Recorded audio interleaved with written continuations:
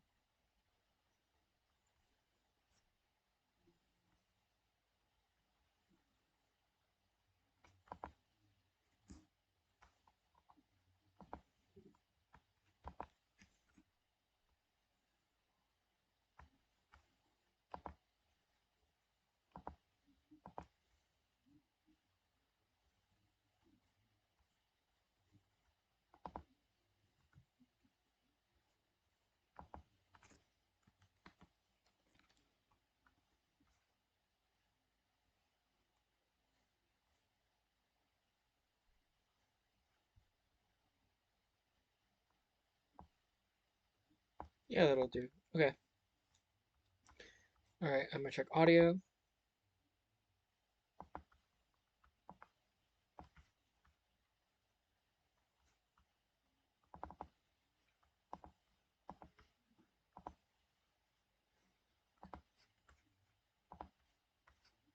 So will it be with the resurrection of the dead. The body that is sown is perishable, it is raised imperishable. It is sown in dishonor, it is raised in glory. It is sown in weakness, it is raised in power. And it is sown a natural body, it is raised a spiritual body. If there is a natural body, there is also a spiritual body. Corinthians 15:42 to 44. Okay. I think we're good. Okay.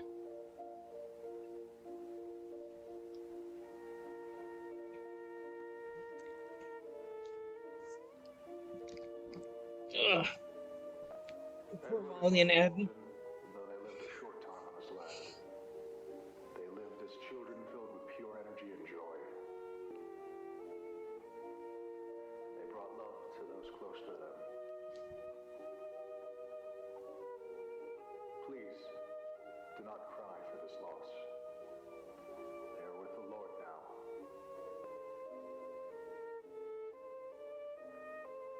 Ed and his sister Molly may be gone from this earthly plane, Yo, he has Batman toy. but their presence in this community will remain and leave a mark that shall last for decades. Let this be their legacy. Ashes to ashes, dust to dust. In the name of the Father, and of the Son, and of the Holy Spirit. Amen.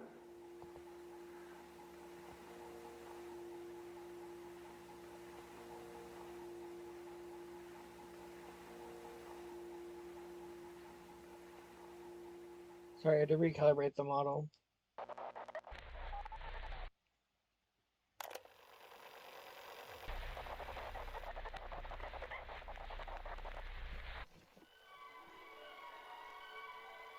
Oh, I'm going to tell you a story. okay, I like stories.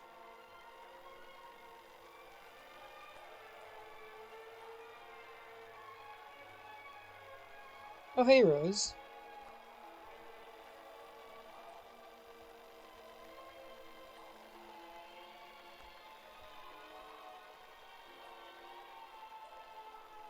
Once upon a time, there was a little sheep lady.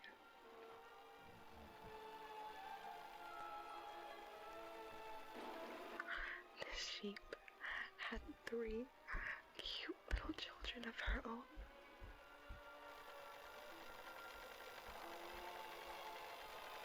She loved them with her entire heart.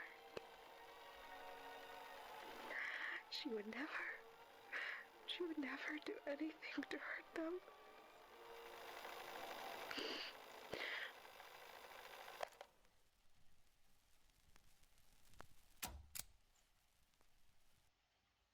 Oh, hey, Rose.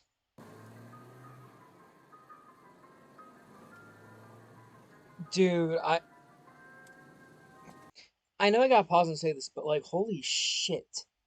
The up in quality is insane. Like, wow.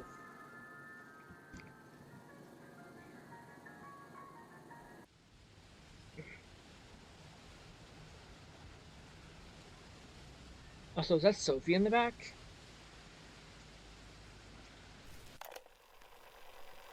One day, the sheep left the kids in the care of the wolf. Unaware that he was an irresponsible So, person. that's Felix. Okay. Next thing she knew, two of her precious little angels were taken away from her by the big, bad wolf.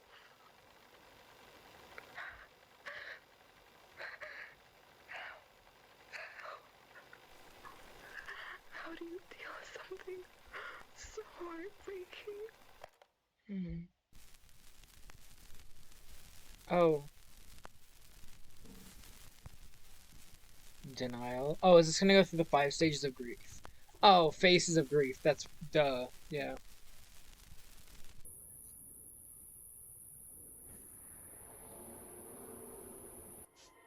Nothing wrong with your clock. Tonight we begin late. New Yorkers saved from that burning ship. The escape from the deep blue sea to find the devil at home. We'll also have these eyewitness news stories. This DoorDash blimp took off with a publicity stunt today. It was up for about 2 minutes and then it crashed. I'm John Slattery in Rockland County, where the prowl is on for food and water. Those doing the prowling are rats. I'm Roger Sharp, and over some coffee, a part of Ted Kennedy's campaign day for Les Holzman.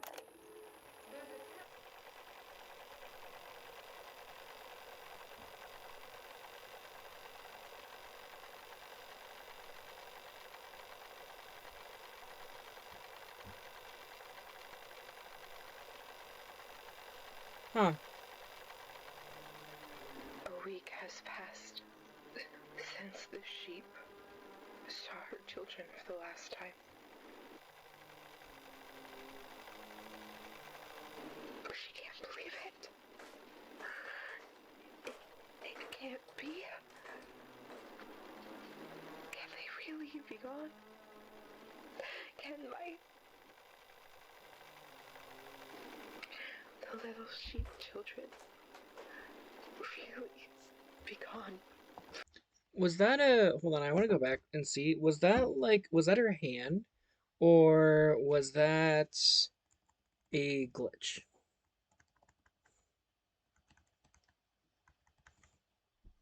Like she was moving it. Which, by the way, like, is she like recording these messages for like her for like therapy or something? Or is this like just what Rose did to like record her life? Yeah, okay, hold on. Oh, it's not in the scenes a little further back.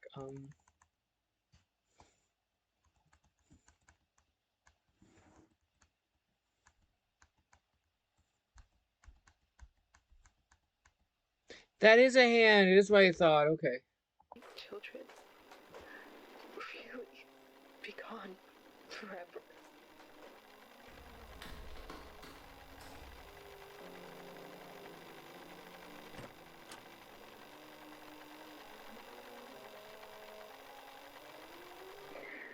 Now she only has one of her children, Sophie? the oldest of them all. Oh, so she's putting on a little puppet play to like explain her thing. Gotcha. There has to be a way to get them back. There has to. Oh no. Oh no.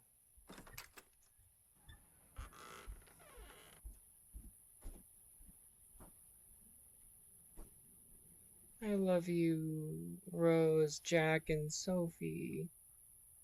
Oh. Hey guys.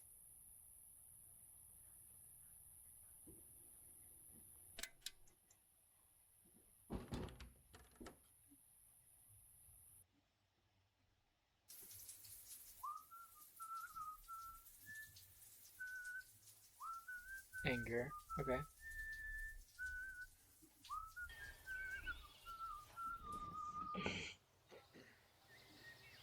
Hey, Basil. You didn't miss much, don't worry. We're only about 10 minutes in.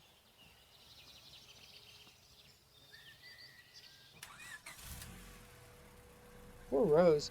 May 16th, 1974.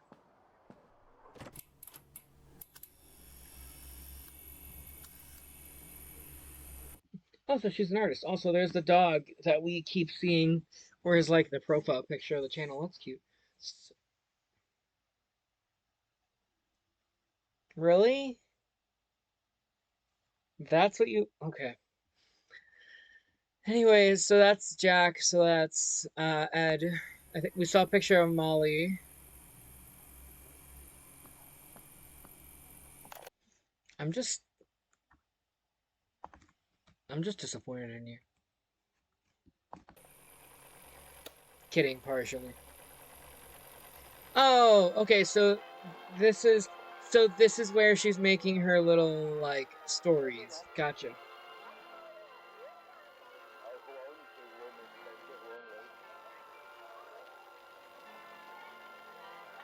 And there's Felix.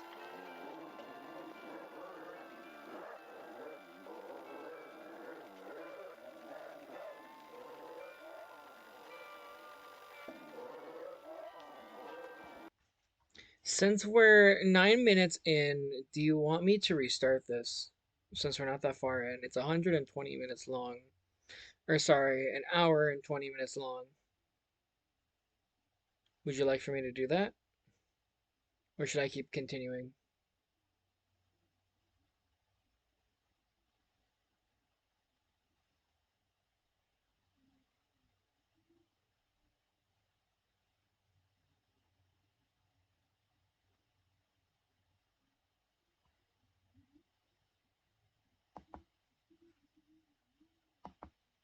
Chat, I'm talking directly to you.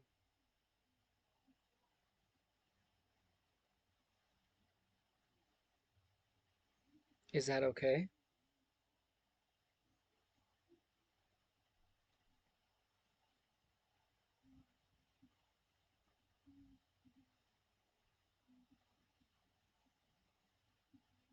That's what I thought. Alright, we'll keep going.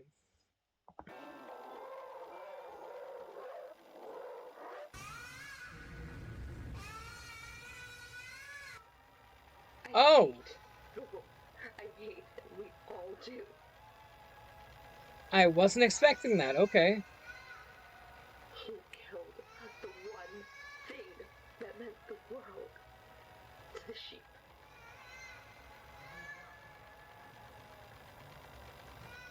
Oh.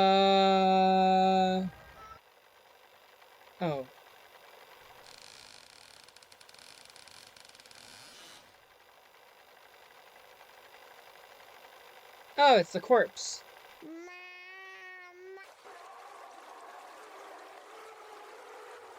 Bruh.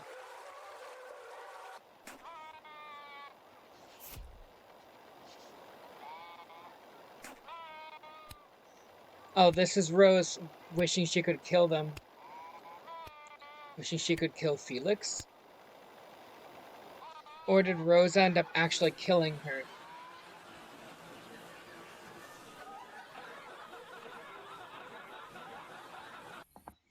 I don't think we know Felix's fate, do we? Yeah, there's Molly in the background, there's Sophie and Edward, and this is Jack. Poor Rose.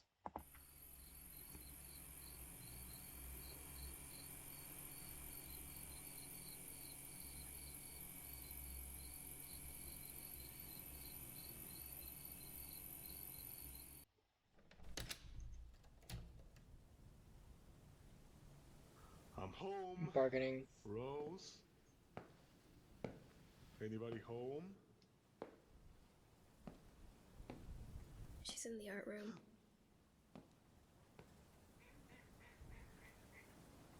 What are you doing down there, sweetheart? She's always in the art room. Hey, is there something on your mind, princess? Sophie, You can talk to me about anything. I don't want you to be mad at me. Am I ever mad at you? I guess I still don't understand why I can't feel Mom. the same way you and Mom feel about all this. What do you mean? Molly and Ed, I still don't feel anything about it. I Ouch. know I'll never see them again, but I can't feel anything. It's like they're not even gone, just away. I feel selfish. They're my siblings, so what kind of person does that make me? Am I a bad person for thinking that? Oh, Sophie. I'm sorry. I'm No, sorry. you're not a bad person, okay? You're not a bad person. Nobody can control their own feelings. It's not your fault, dear. That's just the way your minds work. Your thoughts don't make you a bad person. Really? Of course, really. Our minds just work in funny ways like that. It's nothing to worry about. I wish you were here more. I miss you a lot, and it's sad when I'm alone here with Mom. Please don't tell her that. Why can't you just spend more time here? I don't want to be left alone again with Mom tomorrow. Oh. I'll see what I can do. But why can't you stay here with Mom? She keeps stabbing the doll over and over again. But sometimes she doesn't even... She doesn't feel like herself anymore. It scares me to see her this different. What's going on right now, it can be scary. You have to understand, she's sick, Sophie. Ill. She isn't strong enough to deal with this. And you are? That doesn't sound... Yes, I am, Sophie. I can handle this. We keep living, and your mother has a little bit more trouble doing so. Grief, it's an illness. Makes it hard to live. Hard to wake up. Are we purposely not supposed to be able to see his eyes, or is that just because he's trying being dramatic? Hard to even think. It Are makes you wish- hurting, Dad? Of course not, Cricket. I'm strong. How else Oh, would I he protect you is. and Mom? He is, but he has to push Like it I'm down. supposed to. That sounds like a lot to deal with. Hey, I made this for you. Take over? Wow, Sophie. Is that what that This said? is beautiful. Look, I gotta get going, kid. The grown-ups have to work, and the little girls should get their homework done. I'm almost 14. Yes, well, you'll always be my little girl.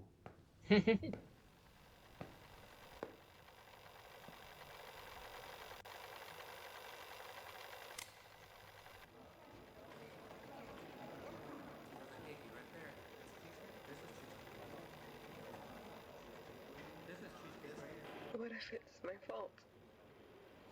What if what happened to them is because of me? Spring event 1974?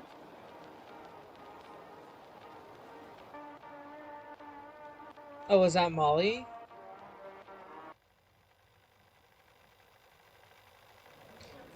Oh!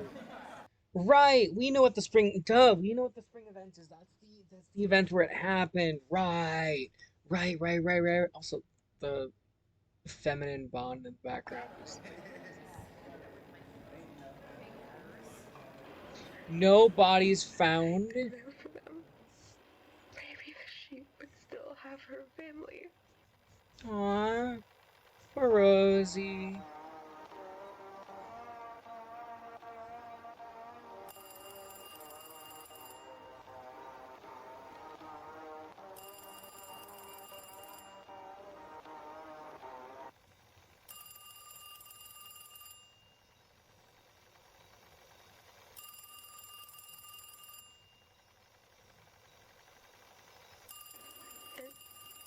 maybe, just maybe, she would be happy again.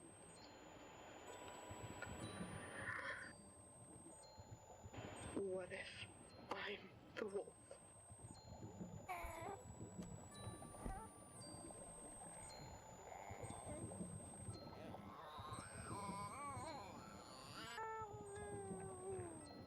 Oh, they're mangled.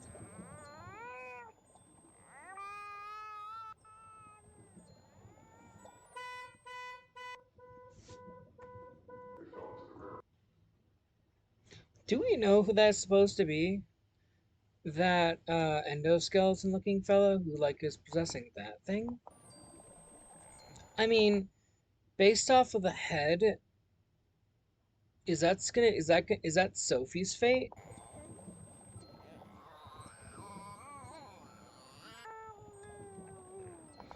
Yeah, which again is insane. They're both just mangled little bodies. At least I think it's mangled bodies. I can't fully tell.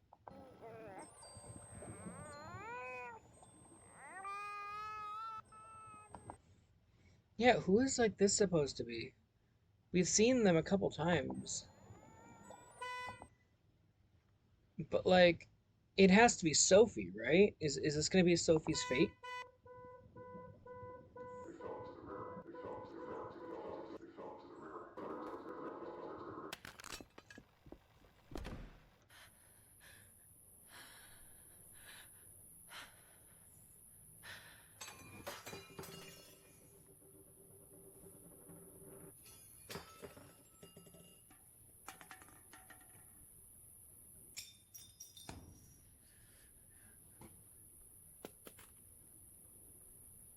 Oh.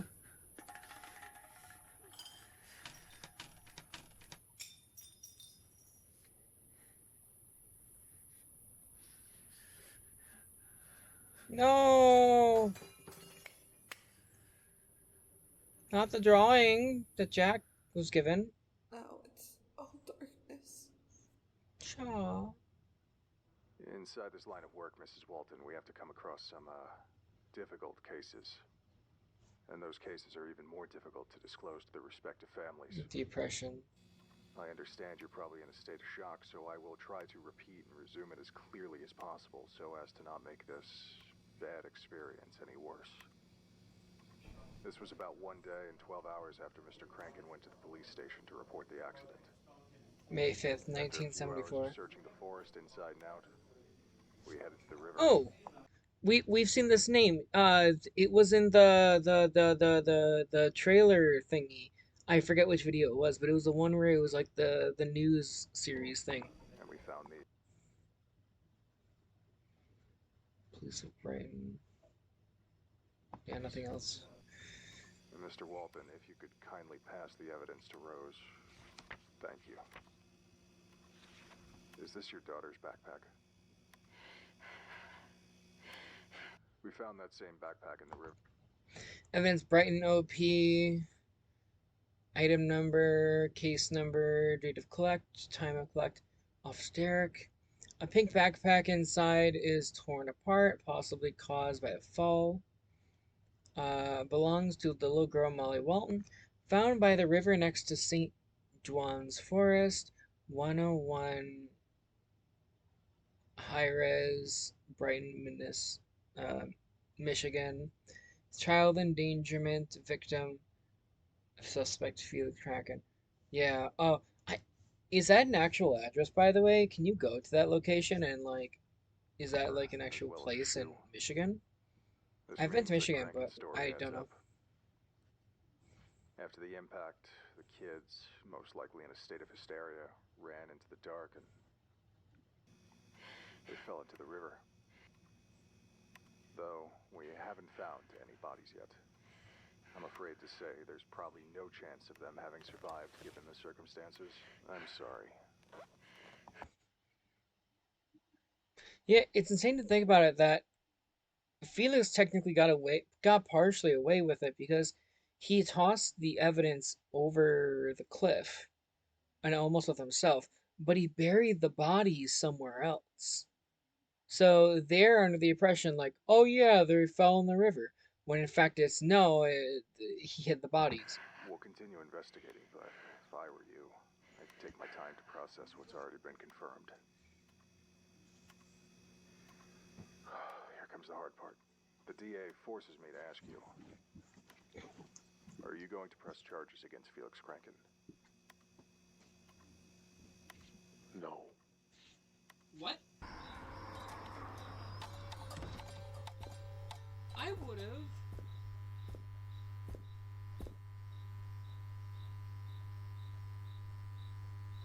Why is their face? Well, it's just work as usual. Oh, they're lighting a cigarette together. I'm sure the opening will go smoothly. Or They seem to have everything under control. okay, so How's your day been? Rosie? God, Jack. I miss them so much. I just want it to stop being so quiet. Does it ever go away? Rose, of course it does. You know, it helps to think of this all as just one big uphill battle we have to overcome. Soon enough, we come out better, healthier. How can you be so sure? Even after everything that has happened. Because I know me. I know us. We'll pull through. You'll see. Us and Sophie. Aww. Until then, we carry on. We endure and resist. Our precious little angels.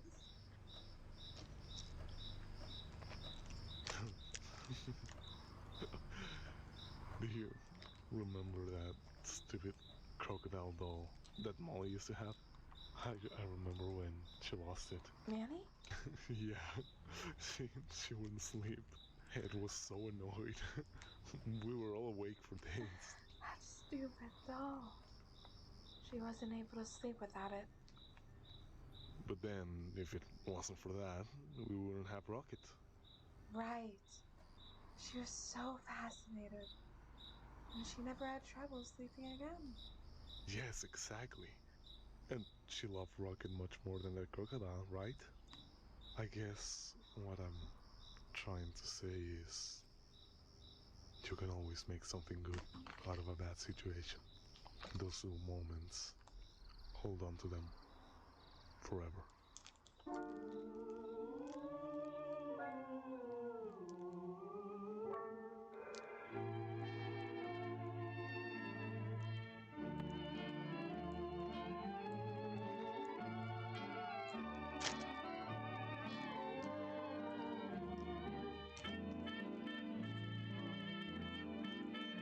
Acceptance? Or is she gonna backpedal? Oh, is that their bed? Oh, yeah, Wang Fo. June 11th, 1974. Oh no. Good morning, Ed. Good morning, Molly.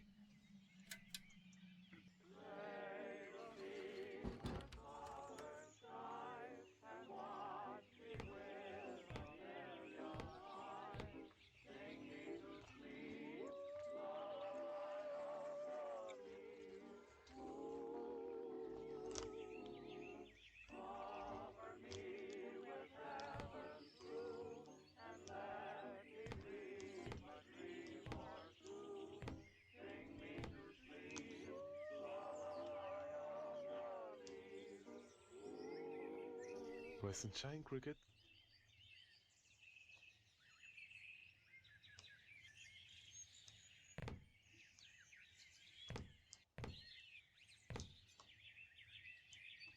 I think Mr. Snow wants to say hello.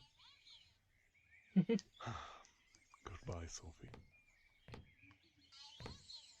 That Southland gold I Everything is fine. Is that what that sticky note said? Hold on, I have one of those.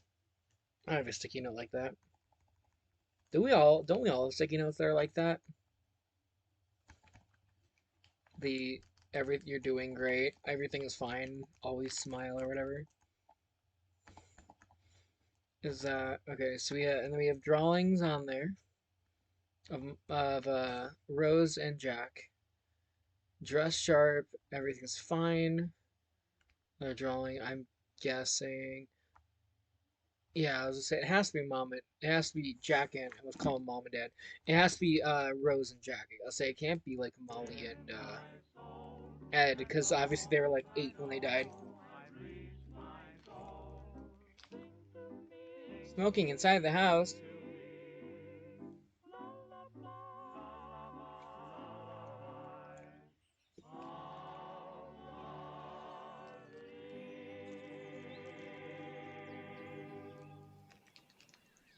I'm heading out for a while. I just gotta take care of something small. Alright? Rose? Don't look at me like that. Are you sure you can handle it? Of course I can. It's nothing important. I'll be back soon. Say I'm so scared. around 7. The way this is leading up is gonna make me it's gonna make me think that like Jack's gonna commit suicide or something. Like he's like suppressing all of his emotions down, it's just gonna erupt, and something's gonna happen, and she's gonna backpedal. I feel like that's gonna be what's gonna happen. It's gotta be. You'll be back by 7. Yes, fine. I promise. I'll be fine, Rose. Why don't you stay here? Well, it's rather important. Look, I'll be back as soon as I can. Alright? Please. Rose, we can't keep doing this. We have to move forward. Hey, it's time we start living again. It's gonna be alright. I promise. I won't be long, dear. Okay? He's not coming back, dude. After this, bro's not coming back. Yeah, she went to look for her husband. Yeah, this is the night. This is how we're. Let's find out what happened to Jack.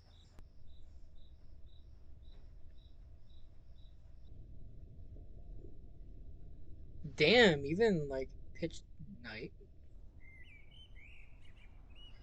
Oh, that's her face.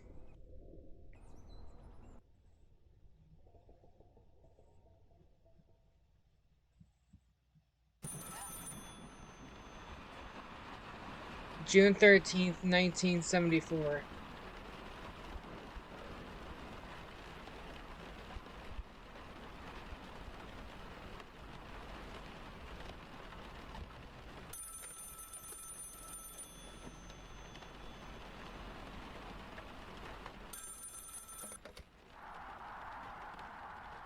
Hello? Hello?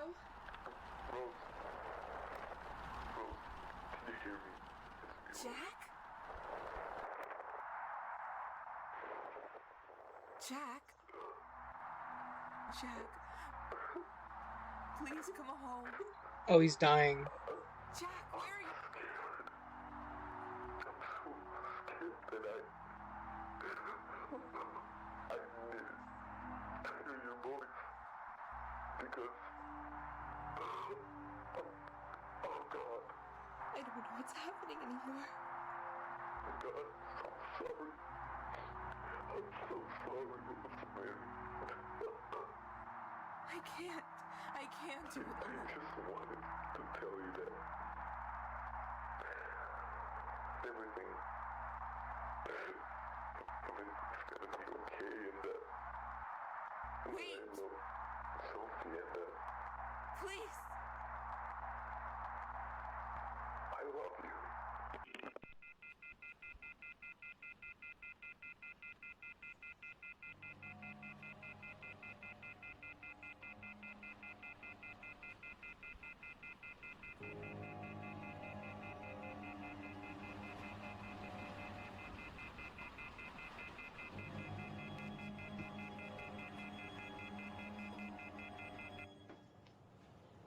Missing Jack Walton, 42 years old, last seen June 11th. Yeah, so we're literally gonna find out. Well, we obviously knew like she was looking for a husband, but maybe we'll find out why or like what happened to her husband. But oh my god, that timeline event sucks. If you think about it, because they lost their kid. They lost their kids. And yeah, they lost their kids. And then what potentially could be what and was literally like a month later after it, Jack Walton goes missing and is presumably killed by Bon Bon, by whoever. I have no clue. We'll probably find out. I would assume it's Bon Bon. Um, but then she's presumably gonna die probably really soon. So probably like within a few weeks, she's gonna get killed. And then I'm guessing we're gonna probably find Sophie's fate at the end of this, but we'll find out. But it's like insane, dude.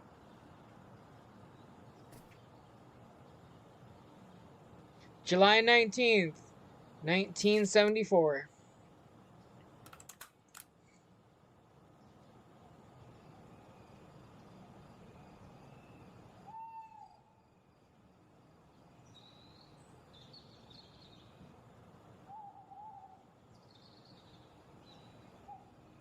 Go give Rosie a hug. She needs a hug.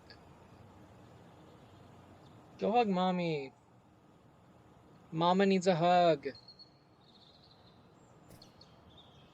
That works. Aww.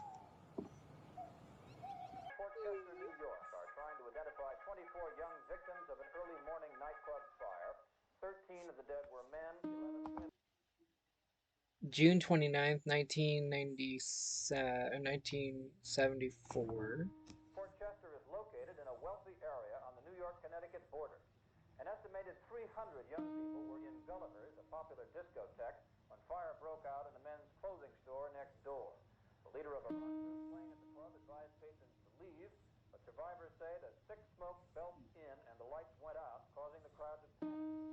All the victims died of smoke. Oh shit, sorry, I wasn't looking. I was looking at OBS when it flashed. Let me look. Is that Jack? Or is that Bon? Did Bon kill Jack? Is that what the implication is? Like the serial killer Bon? Died of smoke inhalation.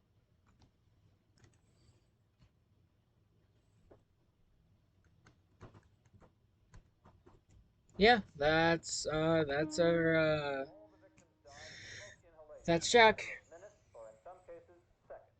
The number of estimated at about 30. Felix, Molly, and Ed. Did I see that right? I think so, right?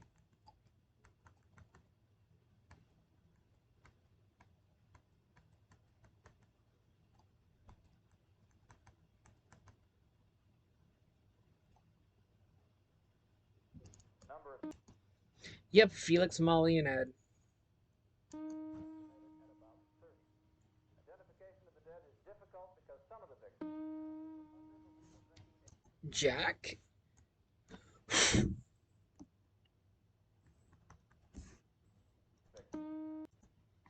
Hold on, wait. So it's Jack in the window with. Is that Rose? Is this supposed to be Rose? Sorry, I'm blocking it. Is this supposed to be Rose here? And then. That is. That's obviously Jack. I can't tell what that says. Oh, so this is all art. This is art that a piece of artwork she made. That's her signature.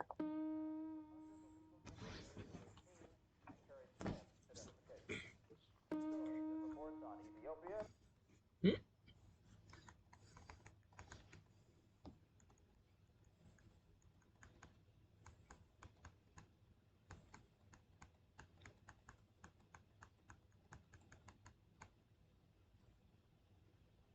They fell into the river. Is this Bon? I guess it's supposed to be artwork of. Oh, it's Rocket. It's supposed to be Rocket, like drowning and dying. Okay. Reports on Ethiopia, Ellington, gaze, and gasoline when we continue.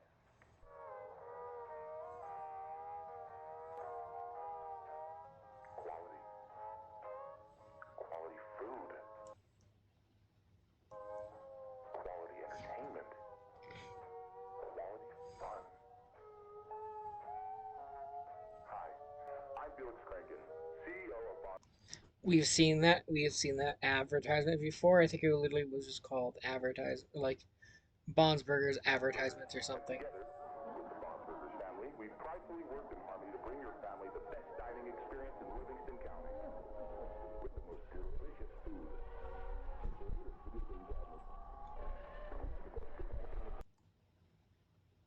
Is Rose is gonna kill Felix, right? Like that was foreshadowed earlier, right? And we know that Rose gets. I keep forgetting the word when it's not decapitated. 'Cause that's when you lose your head. But like, what's the word when you're like sawed into pieces? When you like cut into pieces? Bond. Oh, cool. A single frame flash. I love those.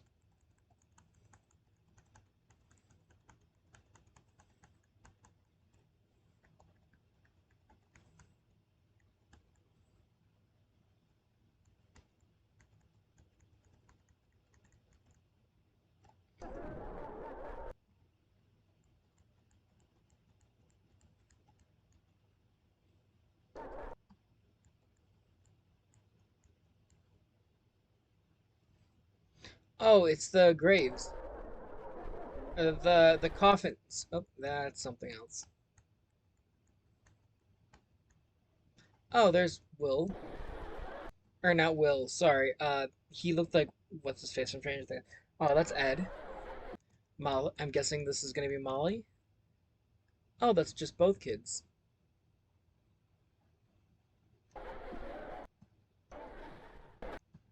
That's Jack. I'm surprised we didn't get Molly in there. Okay, or Molly.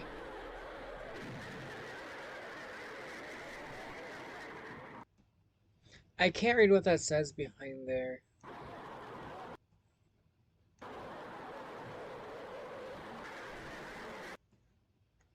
But I think she knows it was Bond. She's mad at Bond because of it. Yeah, that's cool.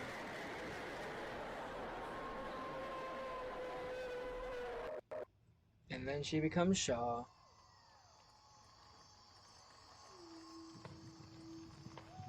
4th of July?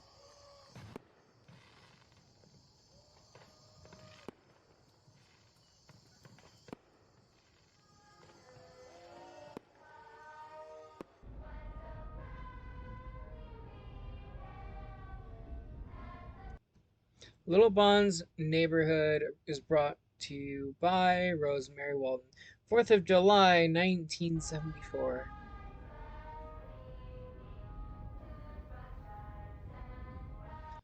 Oh, she's going insane.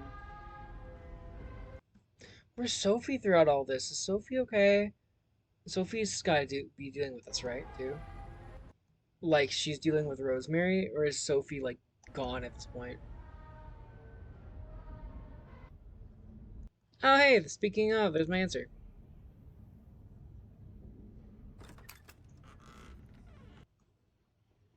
Oh, I hate that her mom is just a black shadow. She looks like the fucking, the Joseph slash Gabriel, like, silhouette from, Mandela Catalog. Which is another, like, analog horror series I want to check out again, because it's been a hot second.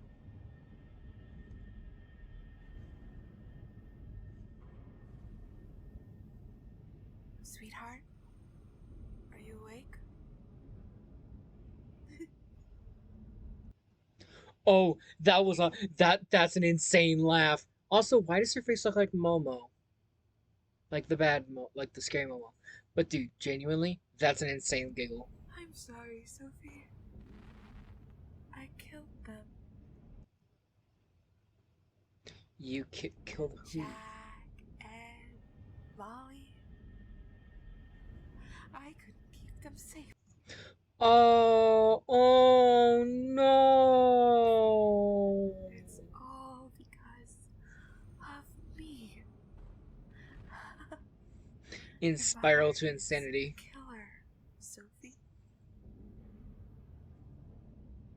I want to feel alive again. Time to go stab somebody! I want you to be happy.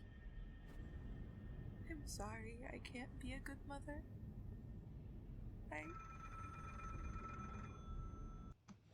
Oh, Sophie's alive, or like awake during this.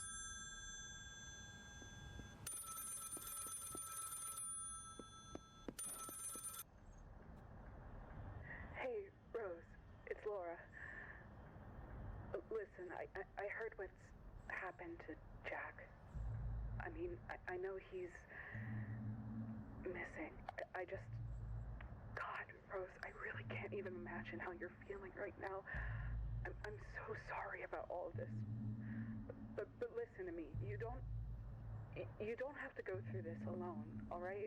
I know it's been a while since we last spoke back at the funeral, and I'm sure you don't exactly think of me as the greatest sister in the world, but please just let me help you. There's people you can talk to. And Sophie, too. Maybe I could take care of Sophie for a bit. She could stay up here and help. Just know that you have people who care for you. It will get better. I promise. You don't deserve anything. Damn.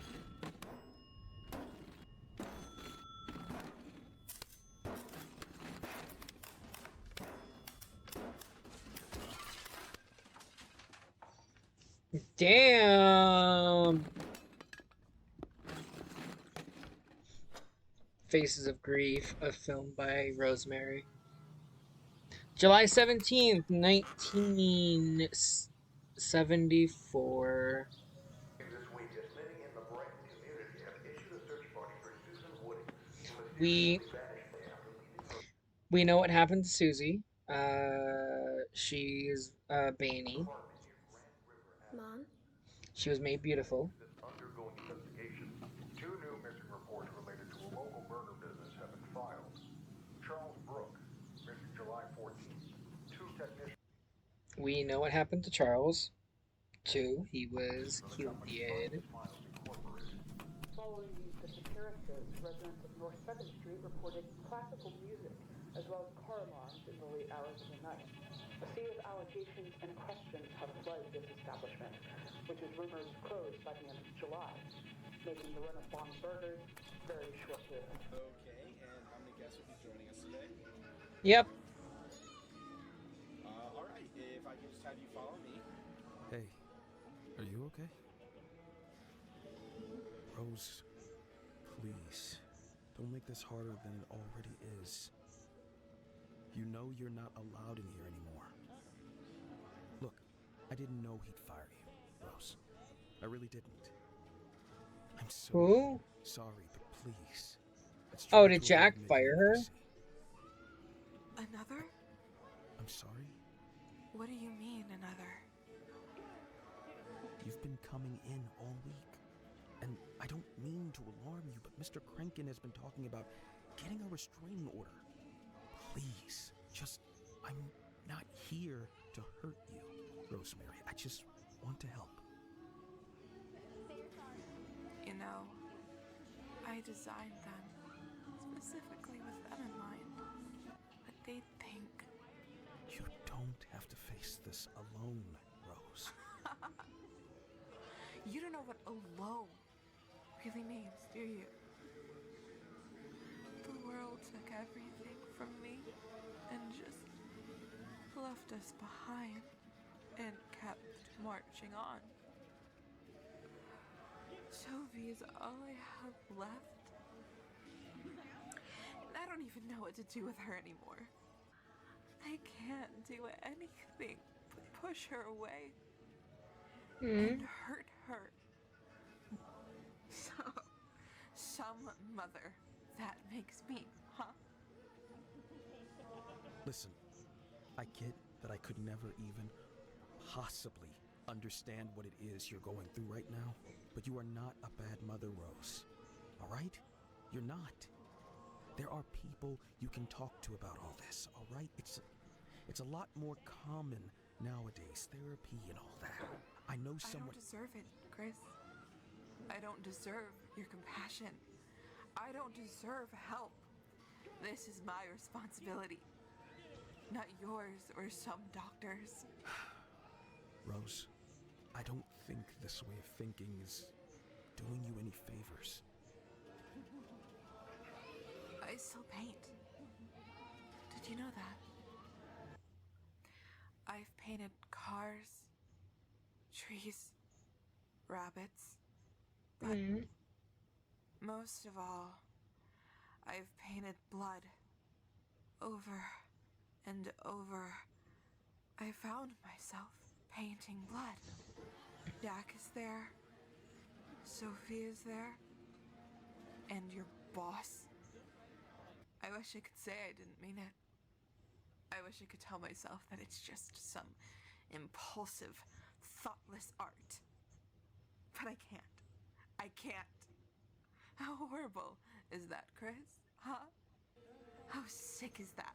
The same place night after night. Isn't that sickening? What if you were the one in my paintings? What would you think of me then? Huh? Come on then, say it. Please just say it. Tell me I'm a bad She needs a mother. hug. I need you to say it. Come on, Rose. say it. You're not a bad mother, Ms. Walton. You can come too. We're going to the zoo.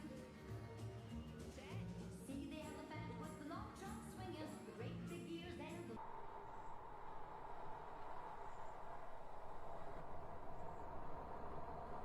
It's really early, but here.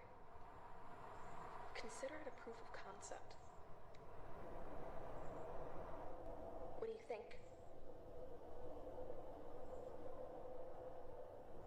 Bond the Dancing Hare. Sophie wanted to name it Ringo, but I thought Bond sounded nicer for the restaurant name. Look at that. Bond, huh? I like his little bow tie. Bon is... Obviously, you could use... I always forget how fucking giant Bon is in real life till you fucking see him. Like, this is an average human. She probably is like 5... Let's assume like average height. Like Jack is average height, so she's probably like 5'6", maybe 5'5" on a worst case. But like Bond's fucking hands, dude. That's like the size of a fucking skull. But yeah, no, if you notice, this is Bond like pre-torn up. work, but I hope the rest like it.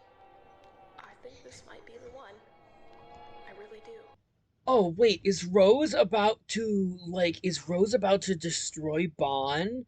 Like tear him up and damage him out of like revenge? Is that what's about to happen? Still love it. Oh, they're just dancing together. Okay.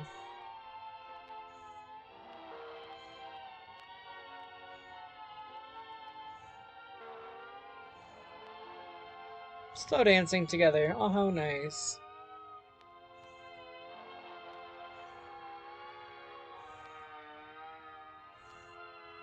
Is Bond's eye gonna twitch?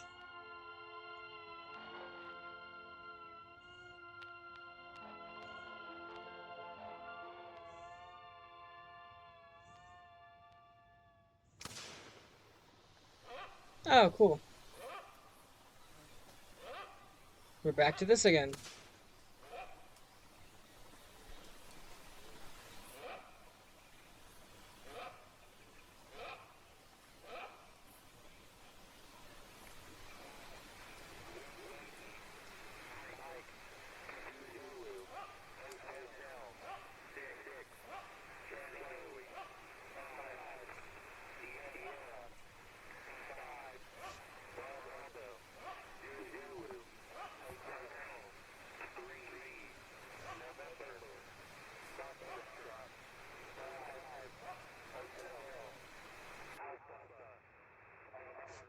Jack?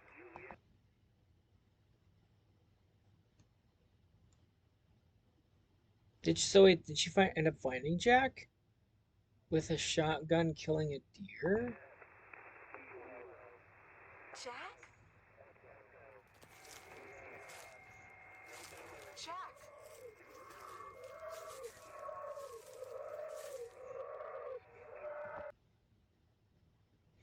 Did Jack kill... No. No, it couldn't. No, it wouldn't be that because Felix is alive.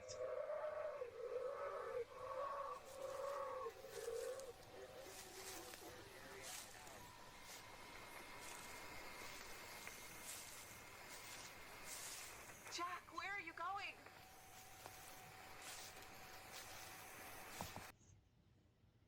Did Jack become Bond, who then is no? Because Bond is two separate people.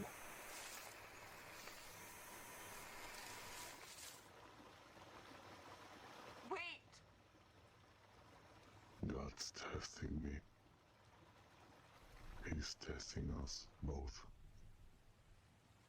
I can't do it alone anymore, Jack.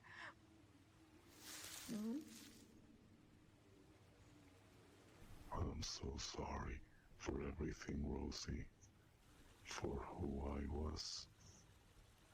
Please come home, Jack. Please come home. I want you to forget about me. You'll be alright. Just hold on. A little longer. Jack, please. Mom? Mom?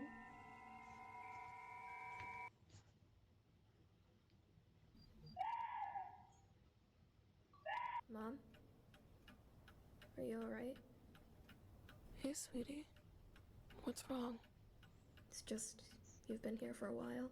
I just want to see if you're okay. I know today was... I can't sleep. Not up here. Can you come downstairs with me? Please? I'm sorry, Mom. I'm really sorry if I did anything wrong. I'm so... Oh, no, darling, it's not. Carol Burnett is on downstairs. I'm gonna go down to watch. If you want, you can... Love you. Oh, she's trying.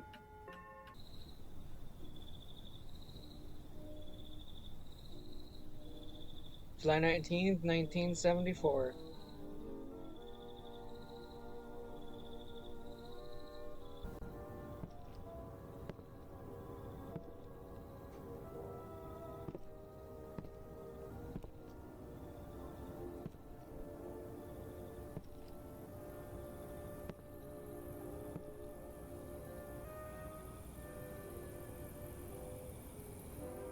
Oh.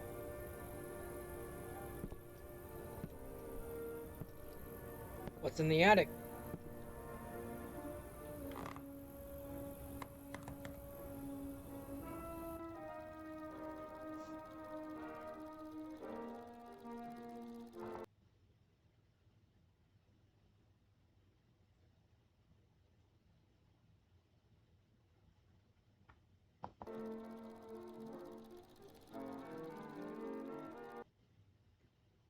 This feels weird. It feels like there's something hidden here.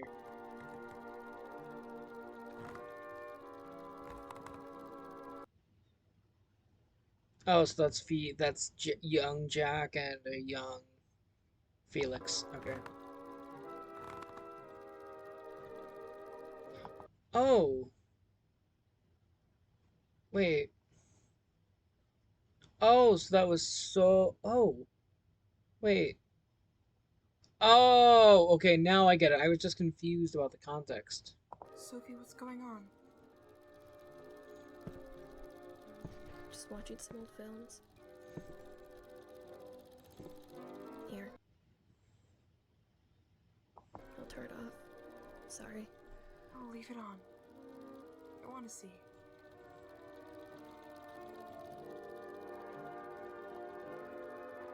Oh, is that their wedding day? Aww.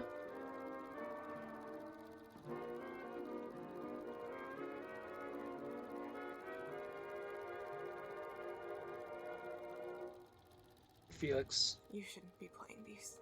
I know. That was stupid of me. Why are you playing these? It just...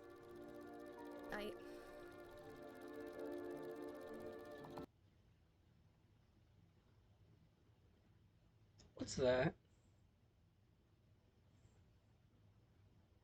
What's that in the corner? Are you sure you should be watching this? It's fine, it's fine. Just let me have this.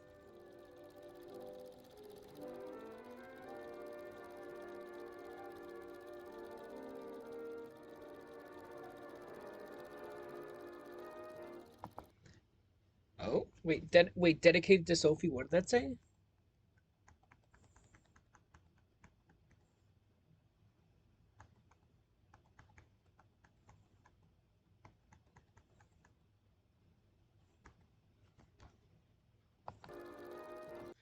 Dedicated to Sophie to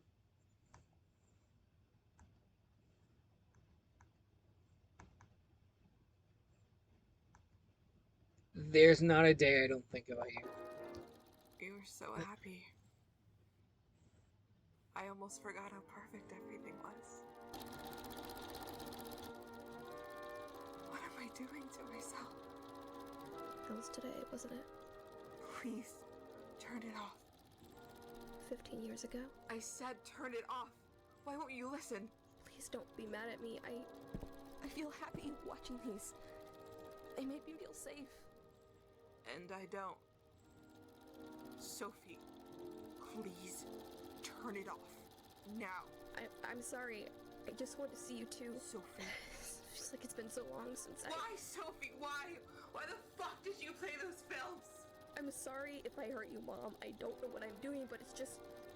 I don't know what's going on anymore with me. I don't know what to do anymore, Mom. This is all I have left to remember. What? With them gone and you like this?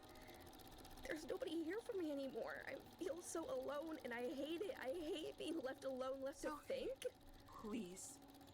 It hurts, Mom, okay? It hurts to see you like this. Just stop it, Sophie. I don't want to upset you, Mom. I love you, but I don't know how to help you. I don't think we're helping each other. Stop it. Please. I've been talking to an angel. An angel? Does she mean like she's been praying to God, or like is this supernatural type stuff? He says he can help us. Help you. It's Bond, isn't it? It's fucking Bond. It has to be Bond. Sophie. Oh my god, wait. Wait. What if it's the fucking Bond Angel? The Bond Angel from fucking the end of like the not purgatory place, the Wonderland. Oh, What if it's that? Sounds, but he's real. I've met him. I was too scared to tell you. Shut up. I'm telling the truth. I don't understand what's happening, but I can't keep pretending that nothing's going on anymore. I told you to drop it. I'm scared, Mom. I don't know what to do. I told you hate this empty house. I'm sick of living like this. Give me the film. I just want to see you happy. Sophie, give me the film. Get away from me!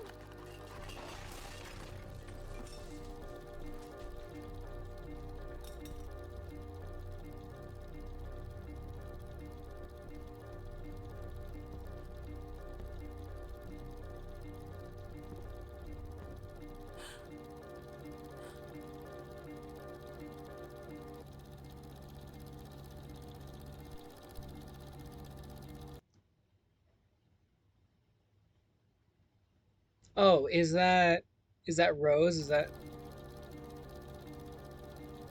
she became who she didn't want to be? I'm sorry. I'm so sorry. The Carol Burnett Show has been brought to you by Bad Real Boy. Oh, and this is why she leaves the house. She goes to find Jack. Is that what's gonna happen?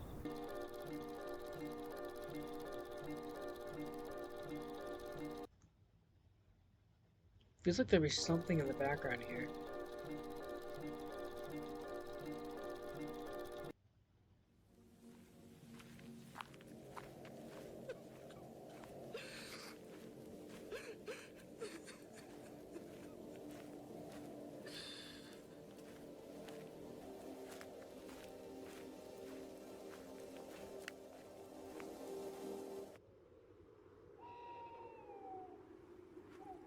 Is she gonna wait. Is she gonna stumble onto their actual graves? Oh, first I was like, damn, bro, what if she gets hit? Is she gonna stumble on their fucking graves? Or is she gonna go to the lake? Is she gonna go to the lake and try to jump in? Or is she gonna find their graves? Hold on.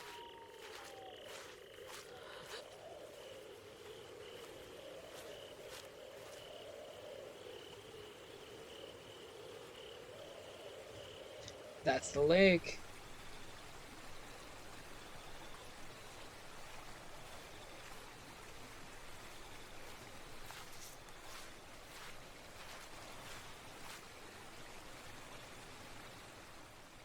We, haven't been able to find anything.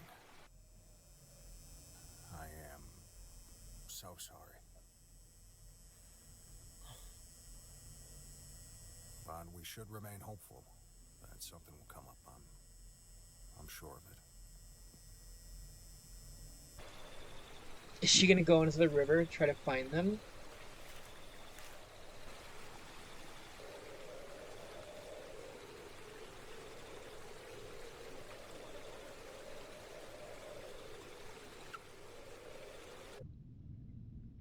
Or is she gonna try and drown herself?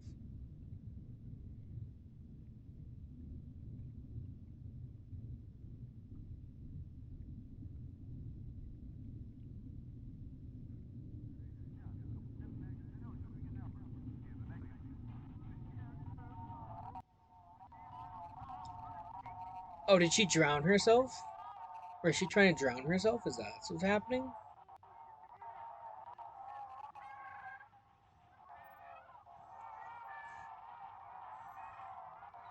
The black sheep? And not Ragatha? Oh, that's supposed to be, it's a scarecrow, but that's supposed to be, Sophie, isn't it? The black sheep?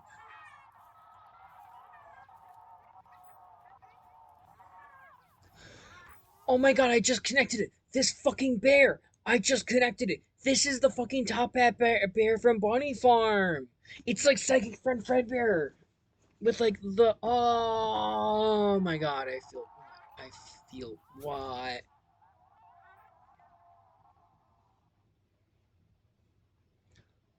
Molly and Ed. Guys.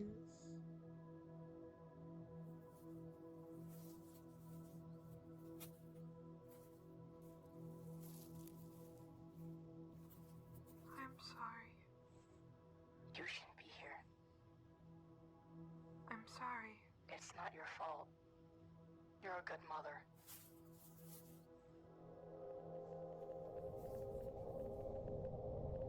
You deserve a good life. Oh my god. Thank God. Oh, Jesus, you okay? Whoa. Don't move just yet. Wait. Mrs. Walton. Yeah, she tried to kill herself by going in the river. It's just me. The kid called us. And we've been looking for you for almost 2 hours. Were you trying to... listen, Rose. Whatever happened here doesn't concern me, but we need to get you somewhere where we can be sure you're safe for a while. I don't deserve it. There's nowhere left for me to go. We need to get you out of here, Miss Walton. You need help. Come on up.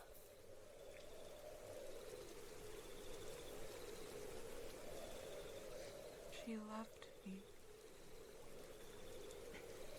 For what I did, I should be dead. Rose, please. Come on.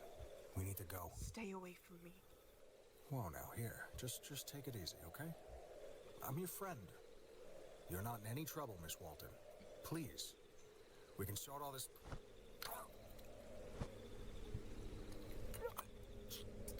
Stop it! Why? Why couldn't you just left me alone? Rose! Why should I have to stay here? Stop, Rose! God.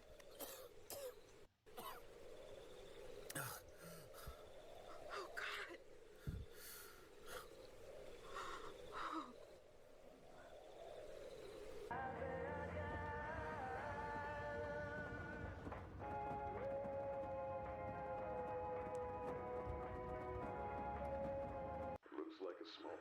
accident down at 43. Nothing to worry about. I sent Officer Cayley to go take a look. All right, thanks again.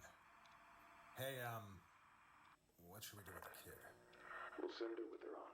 Guerrero called her. She's okay with it. She'll come pick her up in a few hours. Do I tell Mrs. Walton? That is up to you. I'm gonna stay here with the kid for a bit. Jesus Christ, Derek. You should have seen the house. Yeah, well, we'll sort that out tomorrow. Sure. I'll keep you updated in the meantime. Miss Walton? Don't worry, be happy. We, got in contact with your sister. She'll be taking care of Sophie for a bit. Look, I'm sorry about all this. It's, basic protocol, and there's nothing I can do. I really am trying to help. It's gonna be a while, and, if you need anything, just... Colin, can I just borrow you for just a sec? Can it wait? It's literally just 2 minutes. Make it quick. Is Lopez there? Yeah, she's just outside. Can you send her in to look after Mrs. Walton for a minute? Of course, sure. Here, I'm gonna be gone a minute. Officer Lopez will look after you while I'm gone. But hey, listen. It's only up from here, Rose. Take care.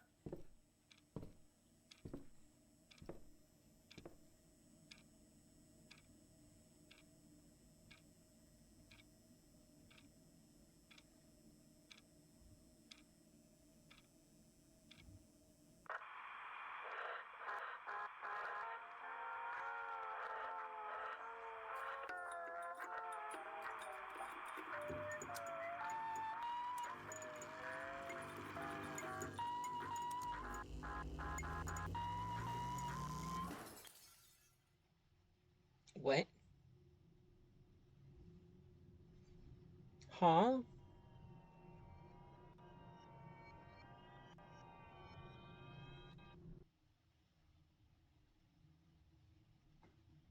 Oh, that's Bond. Has reality failed you once again, my dear? Yeah, that's Bond. The angel.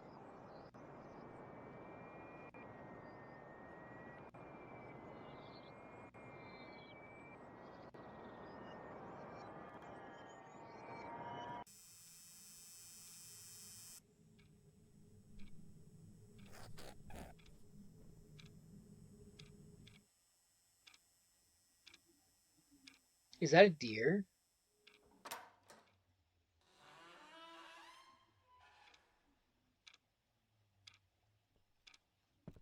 Smile, you're on camera. Oh. That's a big, is that a fucking, that's a bunny. That's a big ass bunny. Oh my god, that's Bond. Bond's gonna lure, that's Bond. She's luring, he's luring her.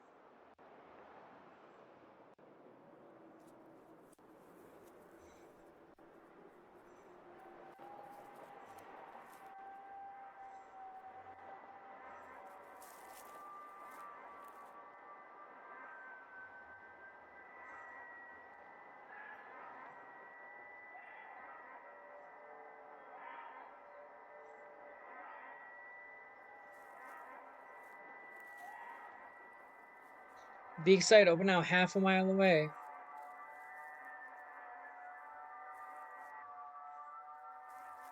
Dentist ahoy.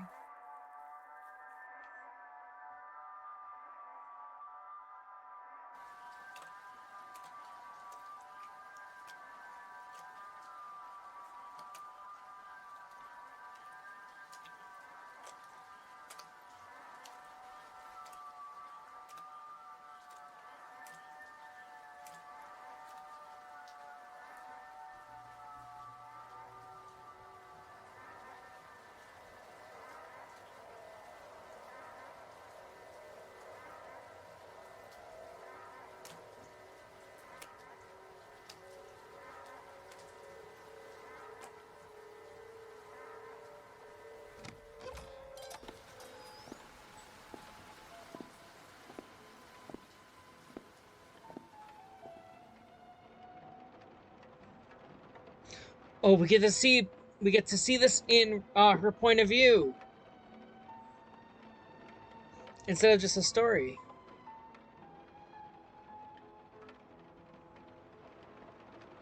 The rabbit is starving. The rabbit is starving.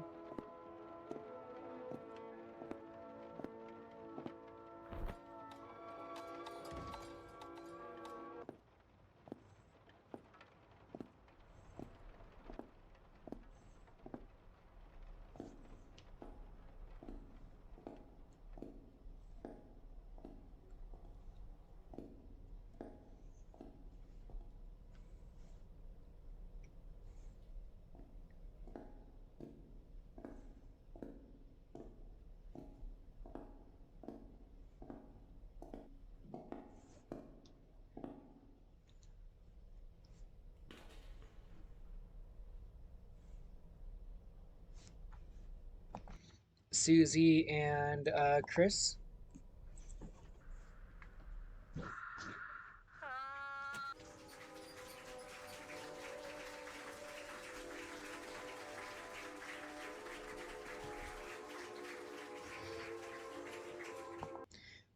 I hate to ruin this.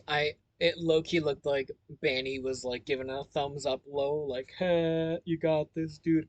So wait. Can we go back? I want to go back a little bit. Wait. Hold on.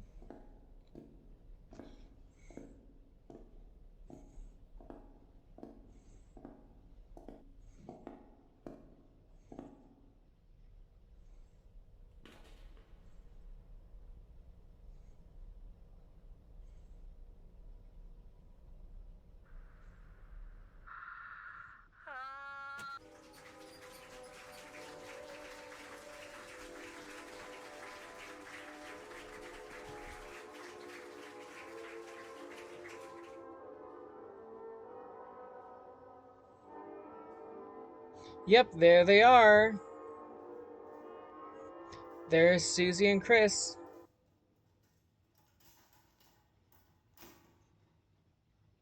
Bon. Oh, it's Rocket.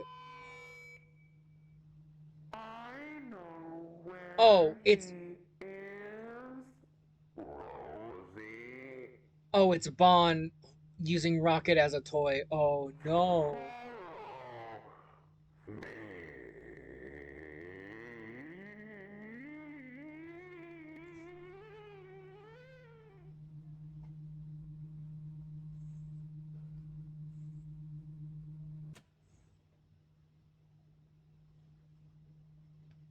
Dedicated to Aurora?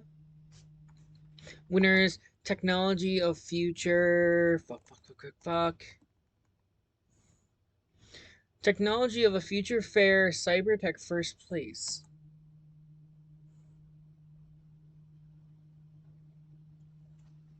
Slide here for magic? Don't forget something.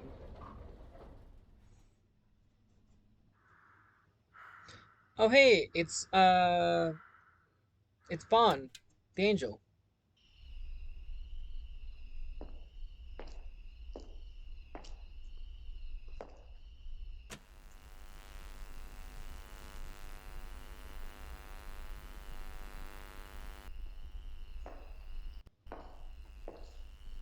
And there's the red chest.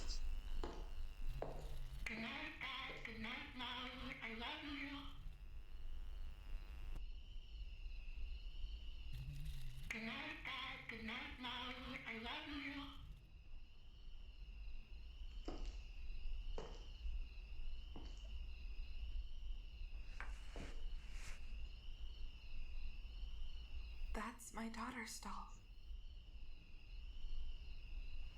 Can I?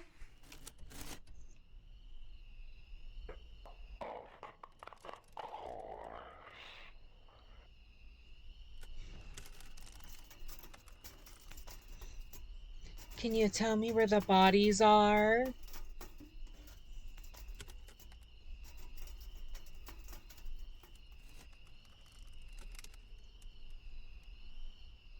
I never thought I'd see this again. When I designed it for Molly, I wanted it to be something she could hold on to no matter what. The look on her face. Oh, that's I low-key didn't realize the anime WoW actually happened. What would I do without you? Huh? It's funny how things never go as expected. I don't see the humor in it. What? Not one bit. It's a terrible feeling to lose control of your thoughts and your mind and yourself.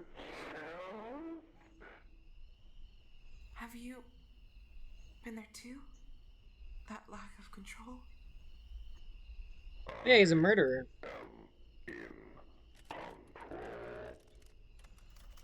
I've corrected myself. I'm getting better now.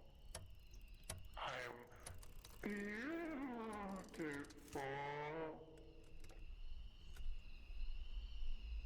And here I am talking with rabbits. I know this isn't real.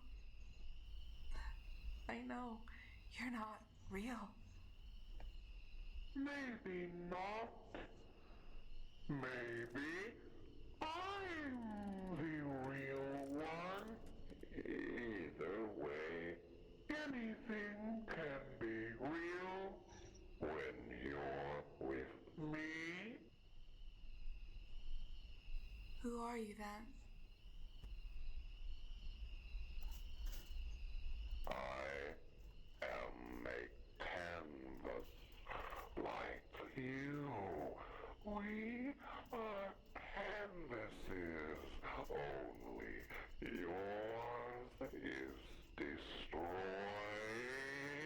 rotting, and scribbled all over.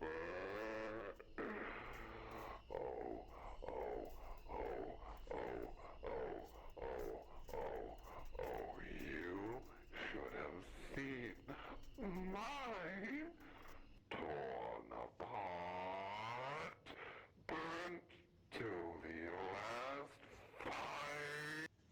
So out of curiosity, we know earlier on in the episode there was like a news report, a news thing playing that was talking about some sort of like fire going down. Like there was some sort of firing accident. Is he one of the victims?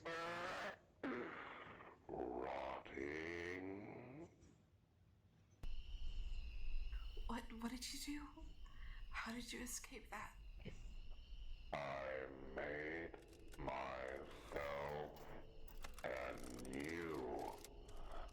I realized I don't have to be that canvas anymore.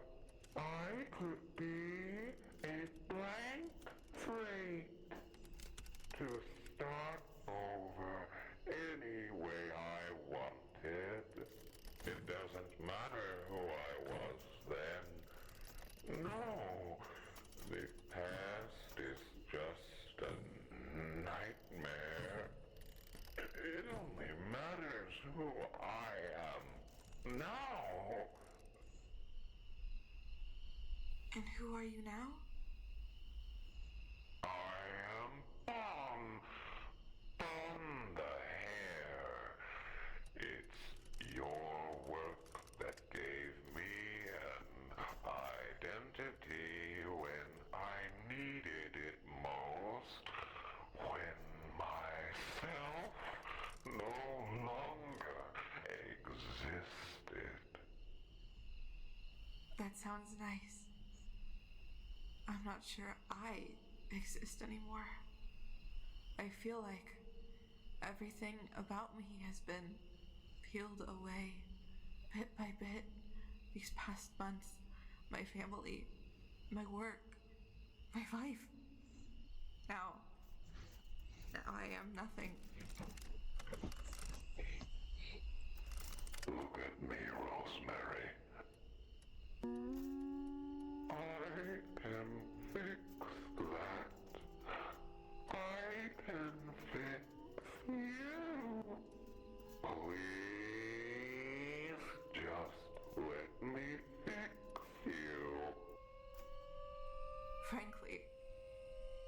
think there's anything left to fix.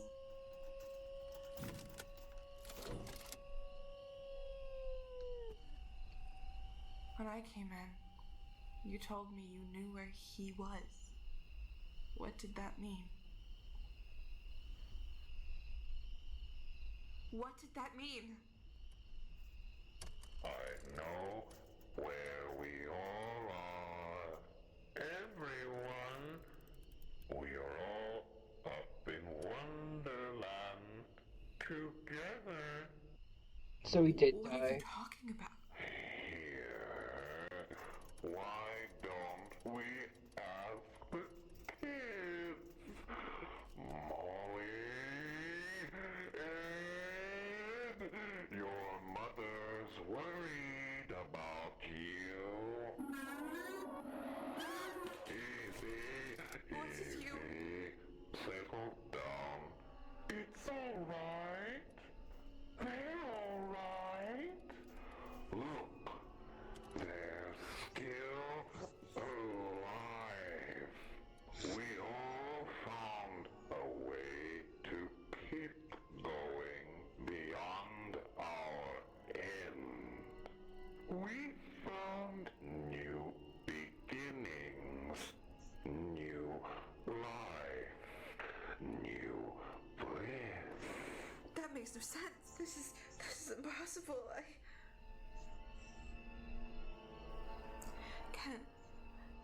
Can they still hear me? Are they okay? It must have taken them some time adjusting to their new lives, as did I. But we've all bounced back perfectly. So that's it then? That's what it takes? No. No, I'm not like them, though. Am I? I'm not like you. I'm still here. I'm still alive. Rosie, what good is living when you're already dead?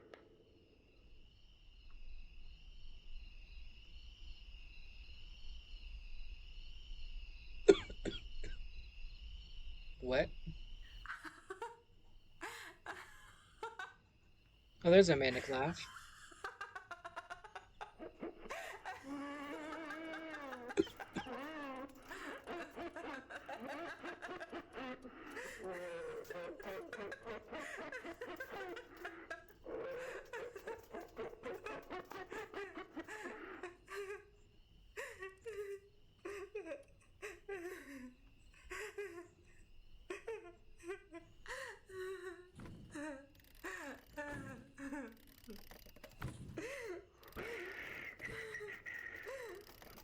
It's all right. I've got you. I'm here. Promise me it's going to be alright. Promise me you're going to fix me. I promise. Now, I want you to close your eyes, and I'm going to tell you a story. A better story.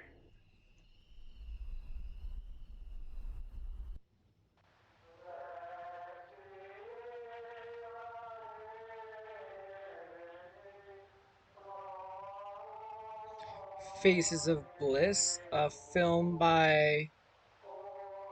Is this Bond's story? Once upon a time, there was a sheep.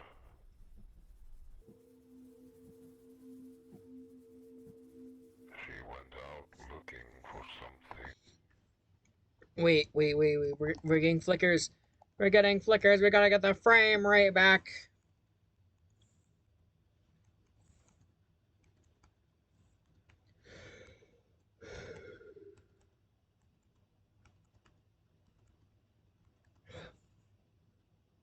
There. Oh, so that's Ed and Molly.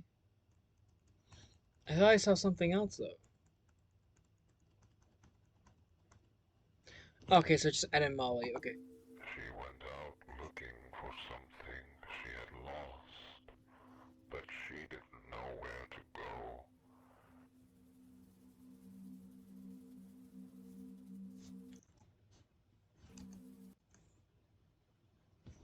I want to be loved. Oh, is that the Rosemary sheep?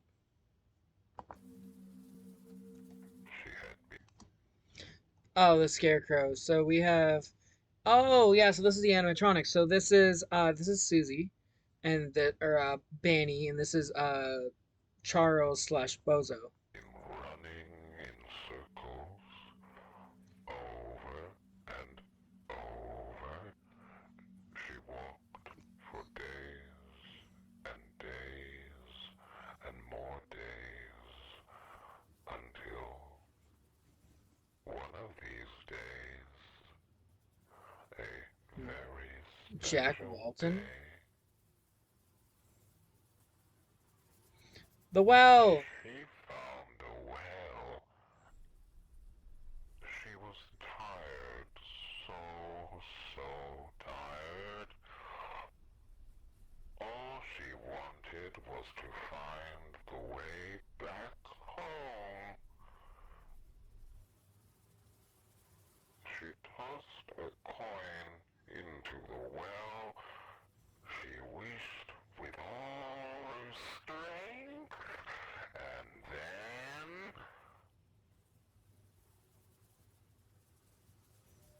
she found a rabbit. The rabbit told her he could show her the way home. A new home. A much better home. One free of pain and hurt. Why is the arm like that? It looks like it's bent, or is that just like it just what lands do? So this is obviously Bond. Sorrow and shame. But getting there was no easy task. The sheep must understand. Beauty is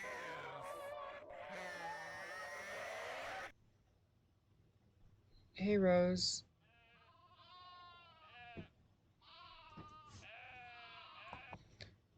So yeah, that was so Bob literally or Bob. So Bond literally fucking killed her. Okay. Yeah, we knew that, which we kind of already knew.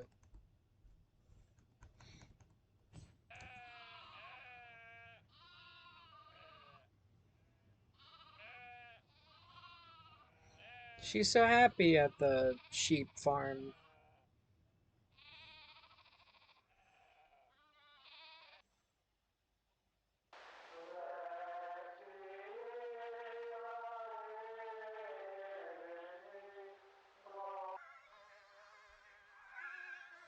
And now she's a sheep. If there is a natural body, there is also a spiritual body. There is also a natural body, which there is also. There is also a spiritual. There is also a spiritual. There is also a spiritual body. Oh, she's literally being torn limb to limb. In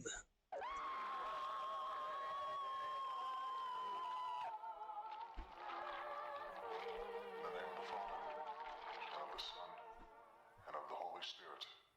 Amen.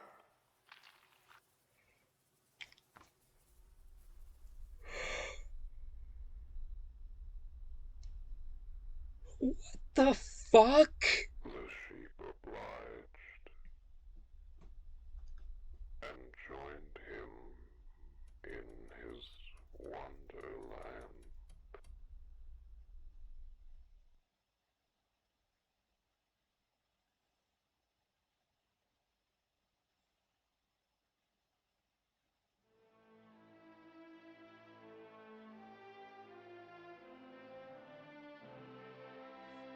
Okay, hold on. Wait.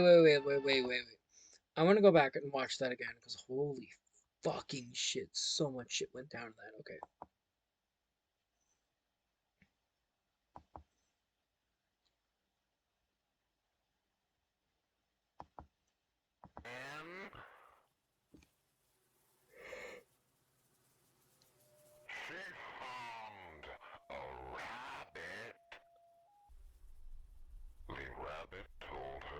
could show her the way home. A new home. A much better home. One free of pain and hurt You can see her hesitating. and shame. But getting there was no easy task. The sheep must understand. I also like that I do like that the face of the sheep is cracked because you can her mental state is just that fucked. But like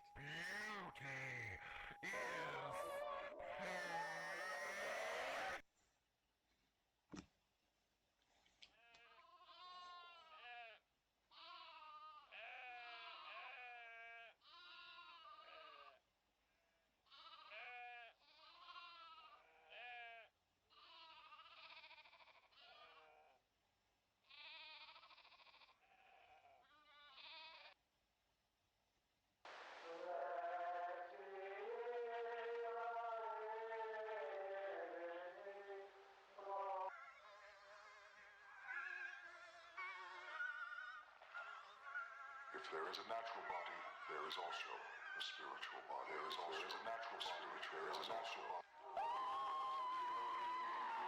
There is also a spiritual. There is also a spiritual. There is also a spiritual body.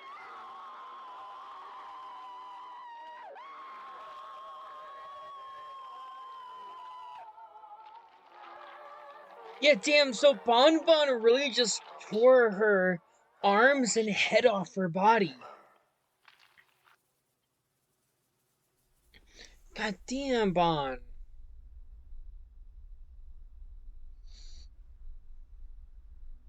The sheep obliged and joined him in his wonderland.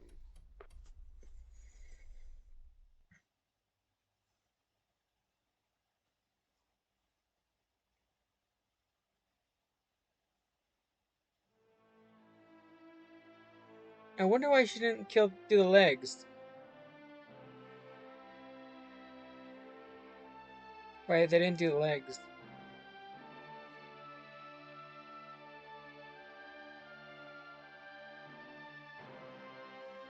Damn, that's one hell of an angel design.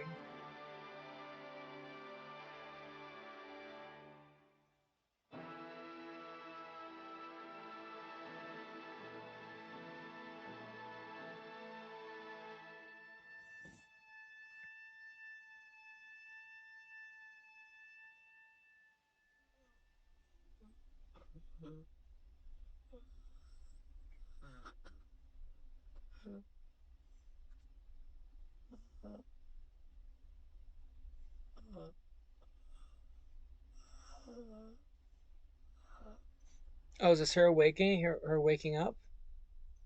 Yeah, it is. She gets to meet all of her friends.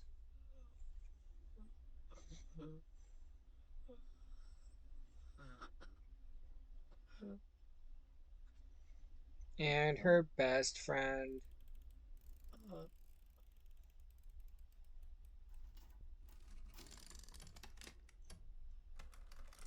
Nobody can hurt you now. Nobody can hurt me now. You are beautiful. I am beautiful. You are happy.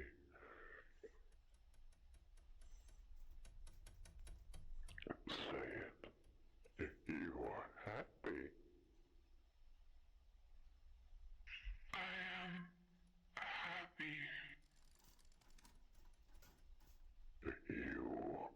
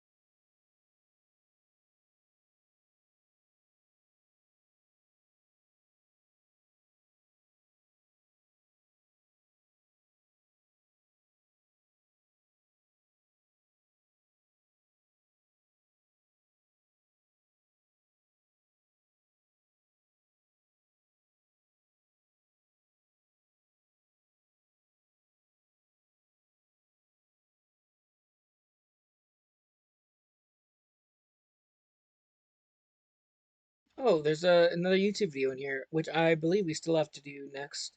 So we'll watch that, and then I guess we'll talk about it a little bit, and then I guess we'll switch to Minecraft Story Mode. But like, holy fuck! Or we might keep the stream short. I don't know. Minecraft Story Mode. Oh, that's funny. Minecraft Story Mode feels like really out of character to watch after this. Thanks, bots. We love you. Coming. You can sit over there if you prefer. Hey, it's no problem, Derek. Happy to help. F? Thanks. All right. Let's. Oh, it's the sheriff. Okay. BSI disappearance is July 1974. Go back to the night of July 19th. All right. You're aware this was the night Rosemary Walton was detained and escaped from police custody, correct? God, help that woman. Yes, no, I'm aware. Uh-huh. Were you in any way in contact with Mrs. Walton in the days and or weeks leading up to July 19th? No, afraid not. We had to let her go following a series of disturbances at the restaurant earlier this month, and hadn't spoken since. Okay. All right. Look, Felix, I'm going to cut to the chase. Shortly after Mrs. Walton escaped police custody, we received several reports about a woman's screams being heard down Cross Street, sometime between 1 to 2 a.m. Searching the area eventually led us to your establishment. Bob's Burgers, yes. Yeah, the burger joint. When my guys arrived to check out the place, you were there, Mr. Kranken. Would you care to elaborate on that? Come again? What were you doing inside of the restaurant at 4 in the morning? This is some kind of joke. What's a joke, Mr. Kranken? Is throwing a fit about search warrants and denying my men entry, all the while actively hindering an investigation into one of your own colleagues when she could be God knows where by now. That's the damn joke, Felix, okay? Surely you see how bad this looks, don't you? Look, Derek, we have nothing but the utmost respect for you and the boys in blue. But listen, we're a family business, and we pride in having built a place of good fun and safety. You can see why we wouldn't want the police making a scene in a place that brings nothing but joy to the community. You're not answering my question. Point blank, what were you doing in Bond's Burgers in the early hours of July 20th?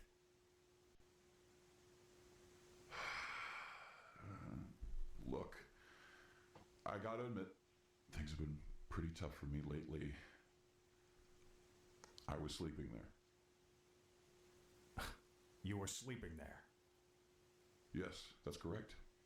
I see. And do you usually sleep in the restaurant, or is this, a little triced? Look, this whole ordeal has been horrible on this town. It's hurt us too, more than anyone. But this place, this company, it brings hope and happiness to people. Surely you understand, right?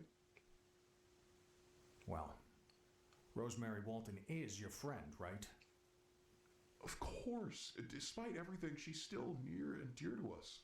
No, she's not. Everyone else. Everyone else. You mean Susan Woodings, Charles Brooke, Jack Walton? In fact, while we're at it, why don't we talk about them too, huh? Don't you think it's quite strange that 4? Oh no, sorry, wait a minute. I got my numbers wrong. 6 people vanish without a trace in the span of a month, all with ties to you? Am I under arrest, officer? No shit, Sherlock. No, Mr. Kranken. I'll see myself out. Sorry I couldn't be of any use. I need you to stay. Interviewed Sophie Walton, daughter of Rose and Jack, currently living in Hallwell with Laura Fione. The red dot, if you could. Thanks. Tell me your name. Sophie Walton. Nice to meet you, Sophie. How old are you? I'm turning 14 soon. That's great. I remember when I was 14. Good times. It's a lot of fun. Have you been studying for school? All right. We're going to ask you a few questions just so we can understand better what went down last night. All right? Last night? Okay. Yesterday night, you explained to us you and your mother seemed to be having a bit of Oh, an okay. argument, right? Did she indicate where she could possibly be headed? Did she mention any place in particular? It's all right if you don't want to answer. We should probably move on to the photos. We inspected your house after we sent you to the station. It was quite interesting, I guess. Missing posters all over the walls and just... Well, how long exactly has your house been in this state? Was this shortly after your father? Frank, we... Yeah. We're sorry if any of these questions upset you in any way. We're doing the best we can to find your mother. We will find her. No. We're going to give you a minute, okay? If you need anything at all, please just let us know.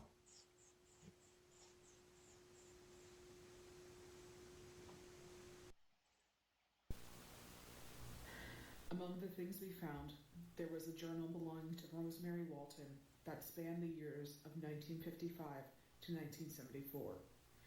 This is to be kept solely for evidence purposes and is not meant to be shared anywhere.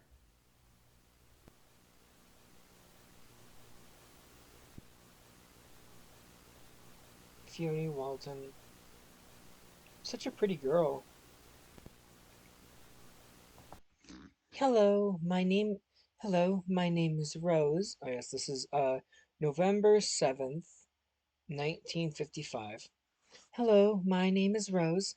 I know my own name. I don't have to write my name. I'm not quite sure why I'm writing this now, but I'll see where it goes, I suppose. I was told to write my thoughts down. Something about putting them all into words for myself is therapeutic, apparently. As for my thoughts, I don't really know what to say. Sorry, I've been doing well lately. Things have been looking up. I am 21 years old. I am. College has been great, albeit a little overwhelming. I feel like I'm finally starting to find my footing as an artist after so long, which is good. The workload can be a little demanding, but it hasn't driven me insane yet. So, as far as I'm concerned, that's all that matters. Maybe I can use this to keep track of my project ideas. I guess there's not much to say. If anything comes up, I'll let me, know.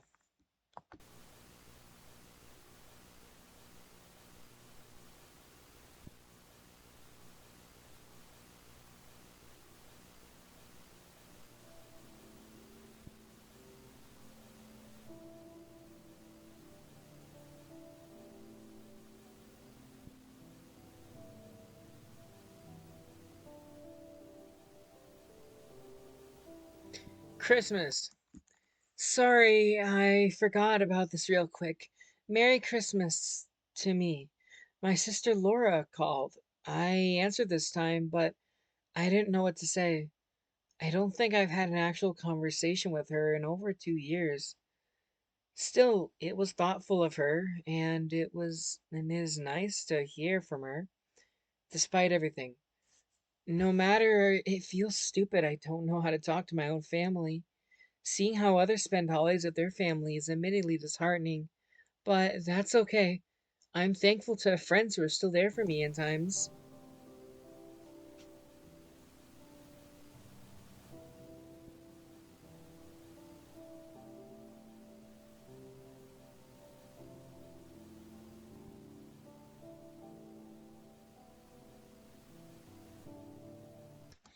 On a lighter note, I've met someone wonderful.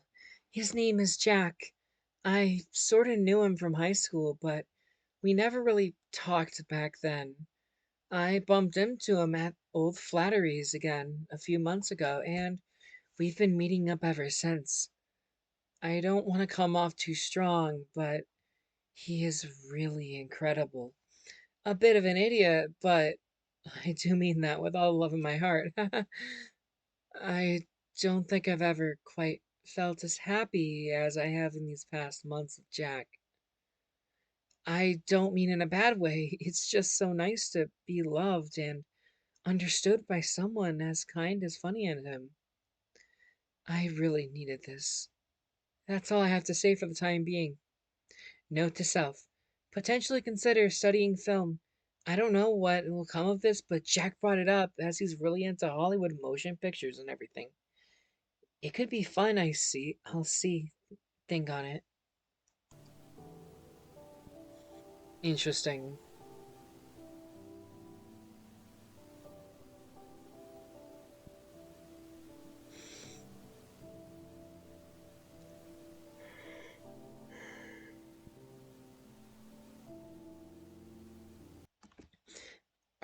Art due Tuesday. Reunion team.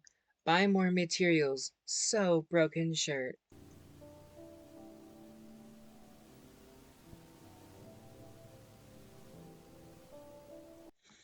Sorry for not talking so much in here. I don't know why I'm apologizing. There's no one listening. That's a funny thought. I'm going on a trip with some friends on Friday.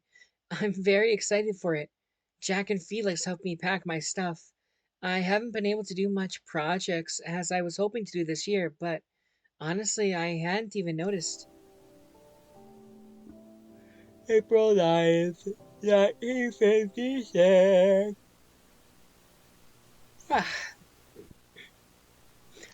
June 29th, or sorry, January 29th, 1957. My mother died last week. I only found out yesterday. They held the funeral 2 days ago. I genuinely would have gone.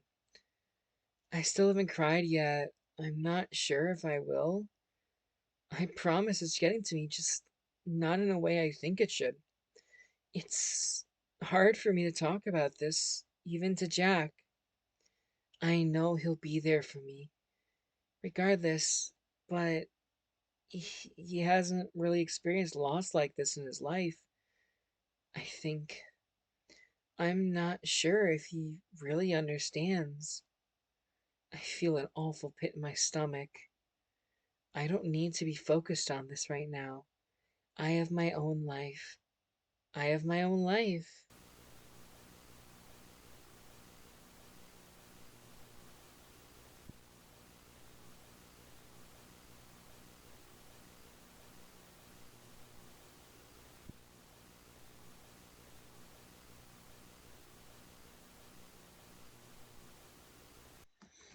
January 20th, 59.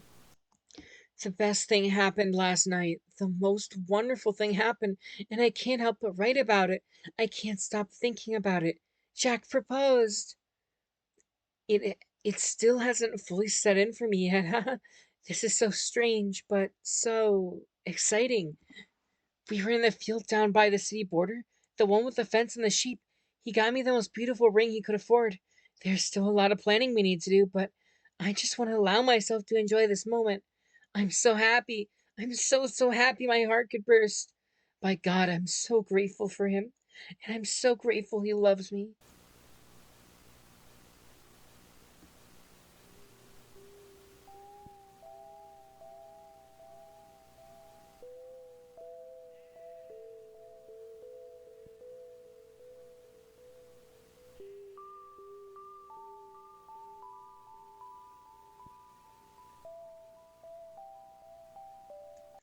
Illustrations of potential wedding dresses.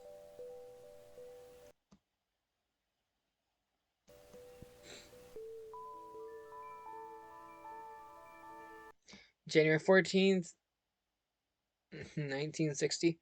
I found out yesterday that I'm pregnant. I want to have this baby.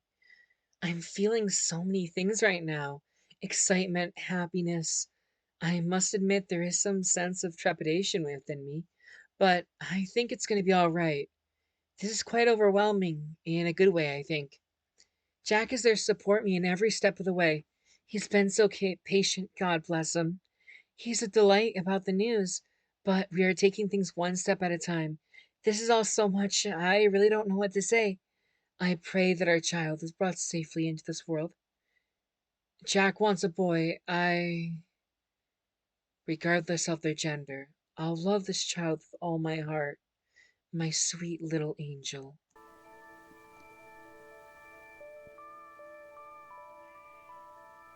Is that their wedding cake in the background?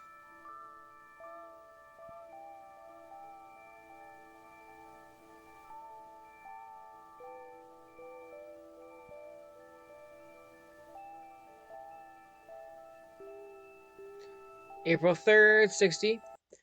The pregnancy is going well. There haven't been any complications as always. Jack is there, and as always, Jack is there for me every step of the way. I must confess, I'm quite scared. It's not that I don't want this girl. I do with my entire heart. I'm just afraid I might not be able to take care of her. I'm terrified I might not be a good mother. I don't want to be like my mother. I want my girl to go strong and healthy and loved. She deserves the best childhood a kid could possibly ask for. My little Sophie. I don't know. I just don't know if I'll be able to give that to her. What if it's all too much? I can't tell this to Jack. I don't think he'd understand. I don't want him to think of me any differently. I just want everything to be okay.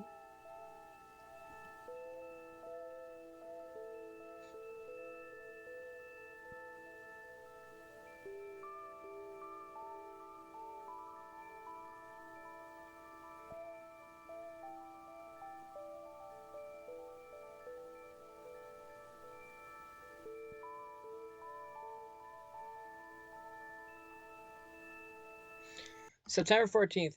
She was born yesterday. She's even more beautiful than I imagined. Welcome to our family, Sophie.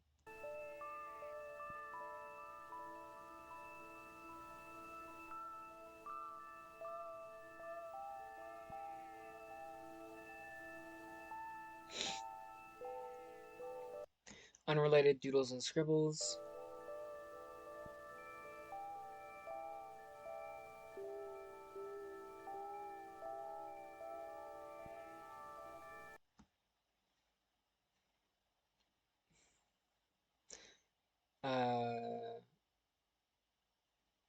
September 30th, 1967. Today I just feel thankful. I love my family. My Sophie, my Ed, my Molly, and my dear.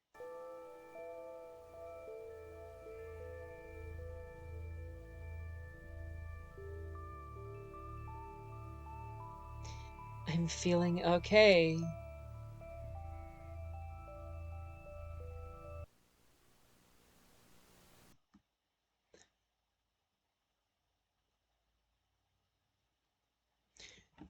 May 6th, 1974.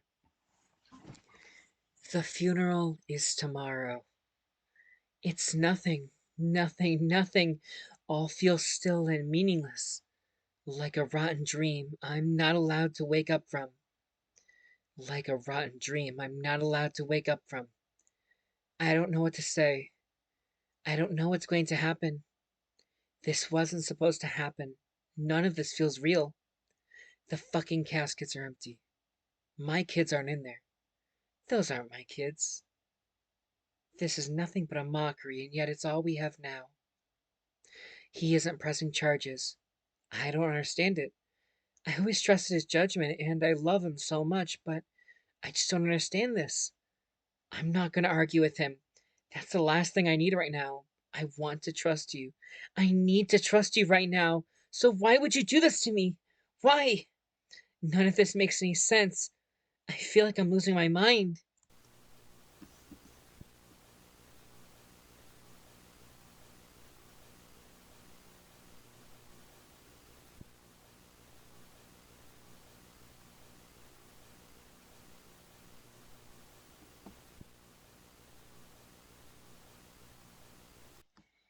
Sophie, May 9th, 74.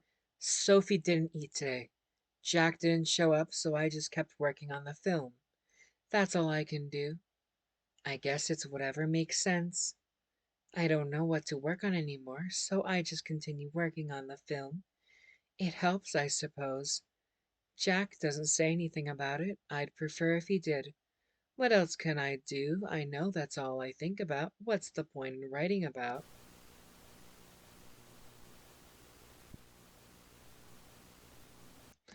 What else can I do? I know that's all I think about. What's the point in writing about?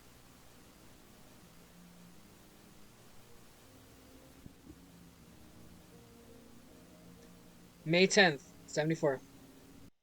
Today I felt powerless. Today I felt powerless without meaning.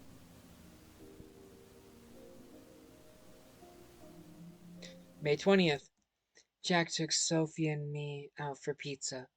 He's trying his best. Sophie didn't say a word. At least she ate. I had to leave. I couldn't finish my food. The empty chairs made me sick.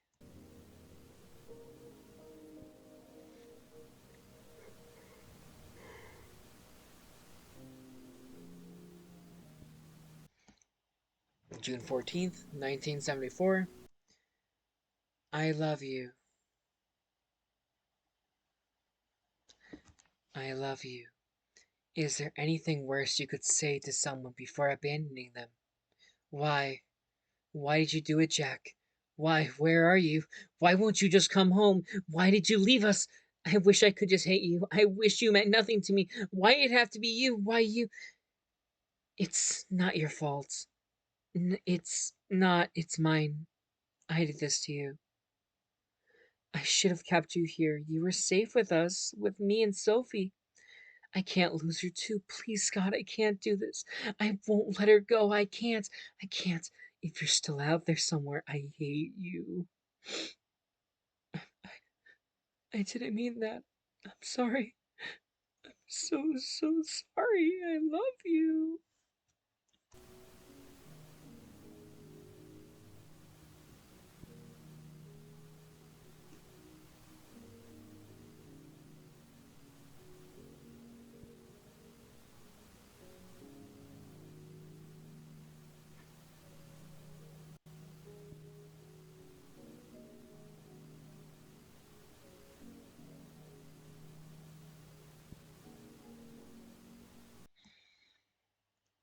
Intelligible. Oh, cool. We're about to see something, I think. It looks like a mask, like some sort of like creepy face upside down, you know? Oh, 100%. I think that's what it is. Like you see it, eyes, nose, mouth. Uh, June 18th, 74.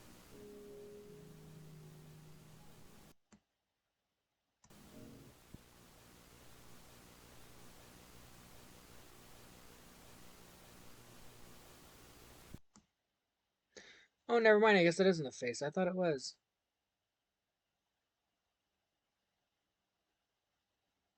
I can't fully tell. Is that like your body? They called from work? Yeah.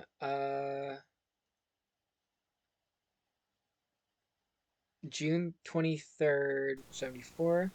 They called from work. They called from work. They called from work. They called from work. They called from work.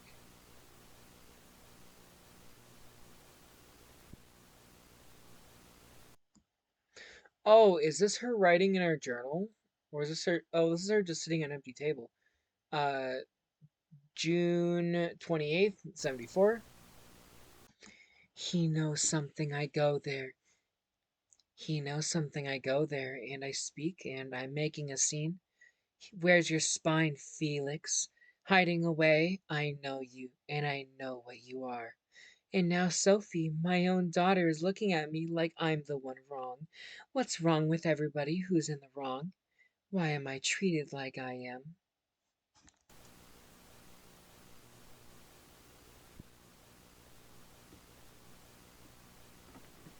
Why am I being treated like I am?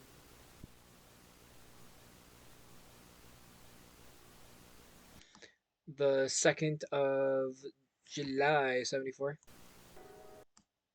I can't find it within me to love, to like to enjoy anything I do.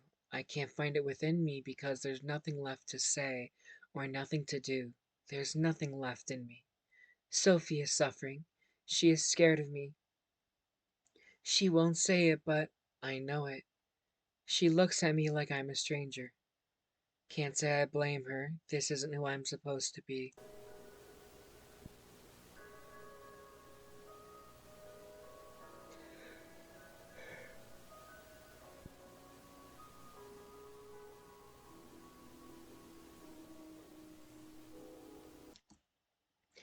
The 5th of July. I'm nothing but a problem that needs to be rectified. Now I see it in their eyes, everyone looking at us, pitying us everywhere I go. Like I'm a sick dog. I don't want your help. What the hell could you do for any of us? Anyway, nothing can bring them back. Nothing will ever make this right again. I just want my family. I just want to be loved. I just want to be treated like a human being. Is that so wrong? Can't even take care of one kid on my own. Where's my control?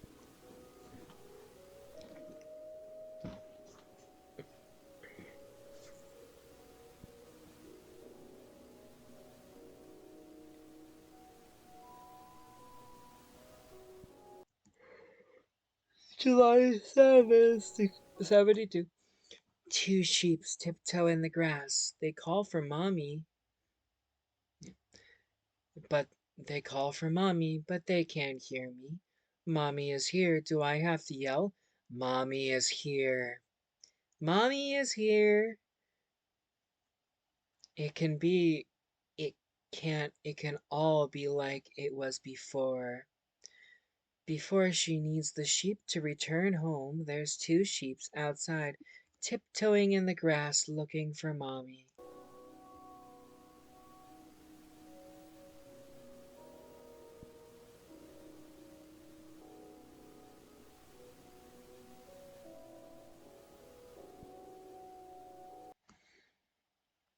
July 13th, 74. Intelligible.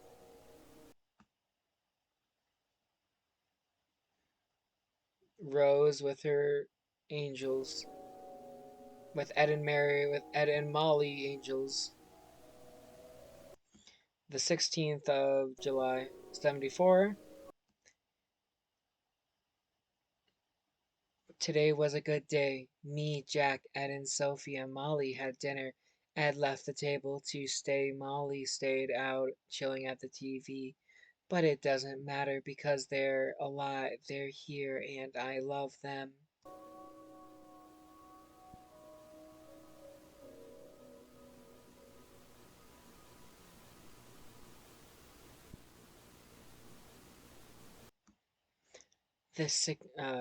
July 18th. Sickening rays of sunlight beam through my windows, blinding me. Day after day, mocking me, the light could never understand. So it laughs and laughs and laughs. The world laughs along with the light as it pours overwhelmingly brightness and warmth into everything while I'm stuck, frozen in decay.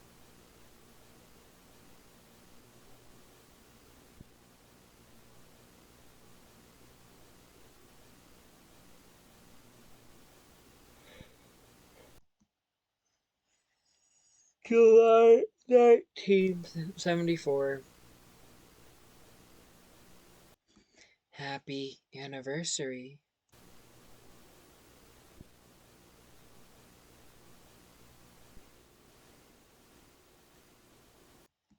There are multiple blank pages afterwards, and there's one last page.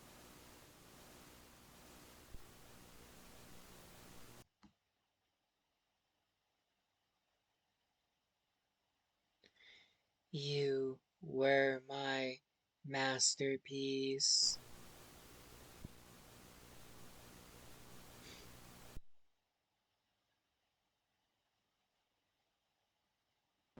That's just all about we have from the investigation up to here.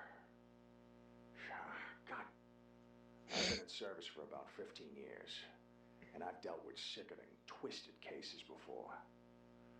But I just can't wrap my head around this one. I can't. I just don't understand. None of us understand how Mrs. Walton left the station that night. And we had 3 officers in the building as it happened. And when we checked the camera, only up from here, Rose. Take care.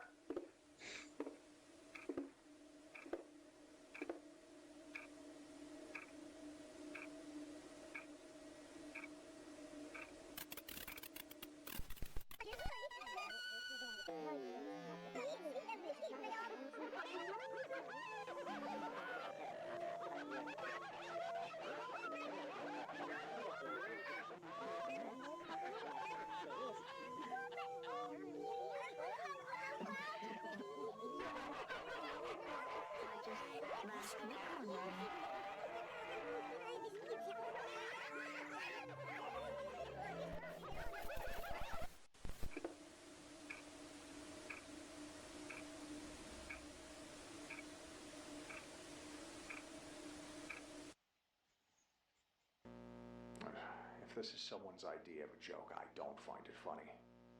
That's what led us to Bond's Burgers, and there wasn't any luck there. Afterwards, it was just constant visits to the emptied house, the restaurant, nothing. Only items being stolen, vandalism, etc. There's nothing left. And now the town is going on about some BSI killer. And there's uncertainty, there's fear. We can't control it anymore, okay? You know, I try to think of the same kind of rational explanation in my head for all this, but even with everything, there's just one small little thing I can't get out of my mind. The posters. You know, we took them into evidence after searching the house. When we collected them, the majority were nothing to write home about. There were what I'll charitably call printing errors here and there, but for the most part, it was fairly normal. It was only a few days after they were taken into evidence that Lopez pointed out that the posters had, changed somehow. They were all wrong. None of them showed the same image they did before.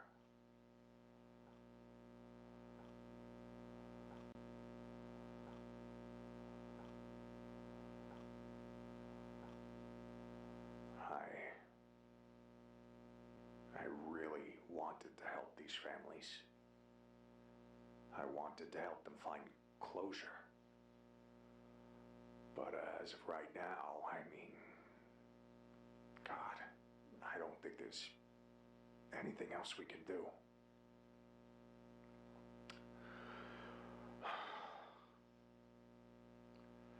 That's it for me, I suppose. May God have mercy on this town. May God have mercy on me, these families, and anyone else.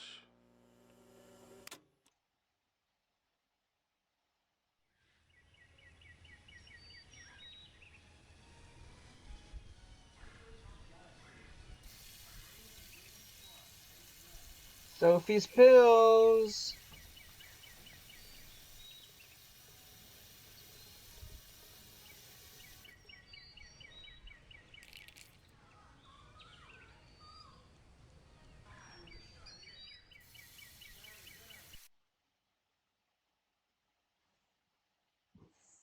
Damn. Yeah. Okay.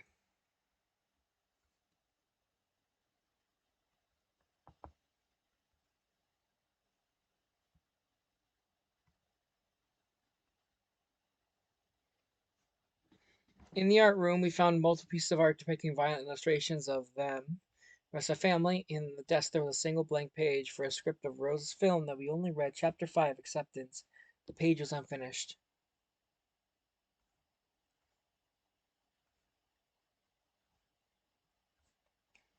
Rosemary so disconnected from her birth family to the point that they didn't even tell her. Her mother died after the funeral. No wonder the spirits of her children husband affected her so badly. They quite literally were all she had left. It also adds more to the scene where she breaks the phone and forgetting a call from her sister. I can't imagine the frustration of having a strangled sibling show up only when you're at your worst. Yeah. Clocking the fuck out of Felix. Call Felix a professional Toho player with the way he's dodging the question.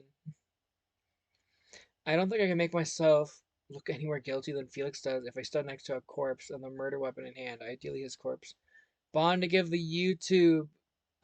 police a YouTube poop over their security footage. Was her last thoughts before getting ripped apart was her marriage proposal. My fucking heart. Felix gone through like 3 different voice actors and they all somehow sound like the same guy. Has he? I didn't notice that. Huh. What's made visualize her death at the place Jack proposed to her makes me want to scream.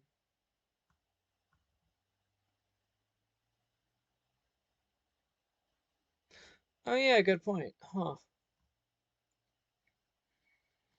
So, should we watch this video?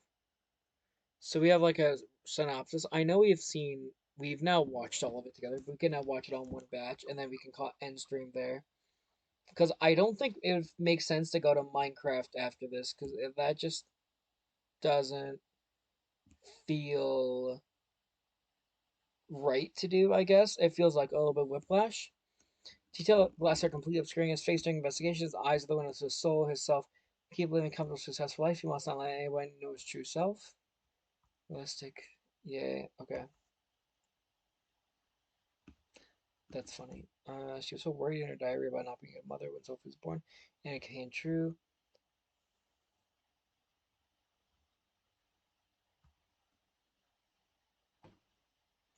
Oh yeah, I've always wanted to check these out at some point or another.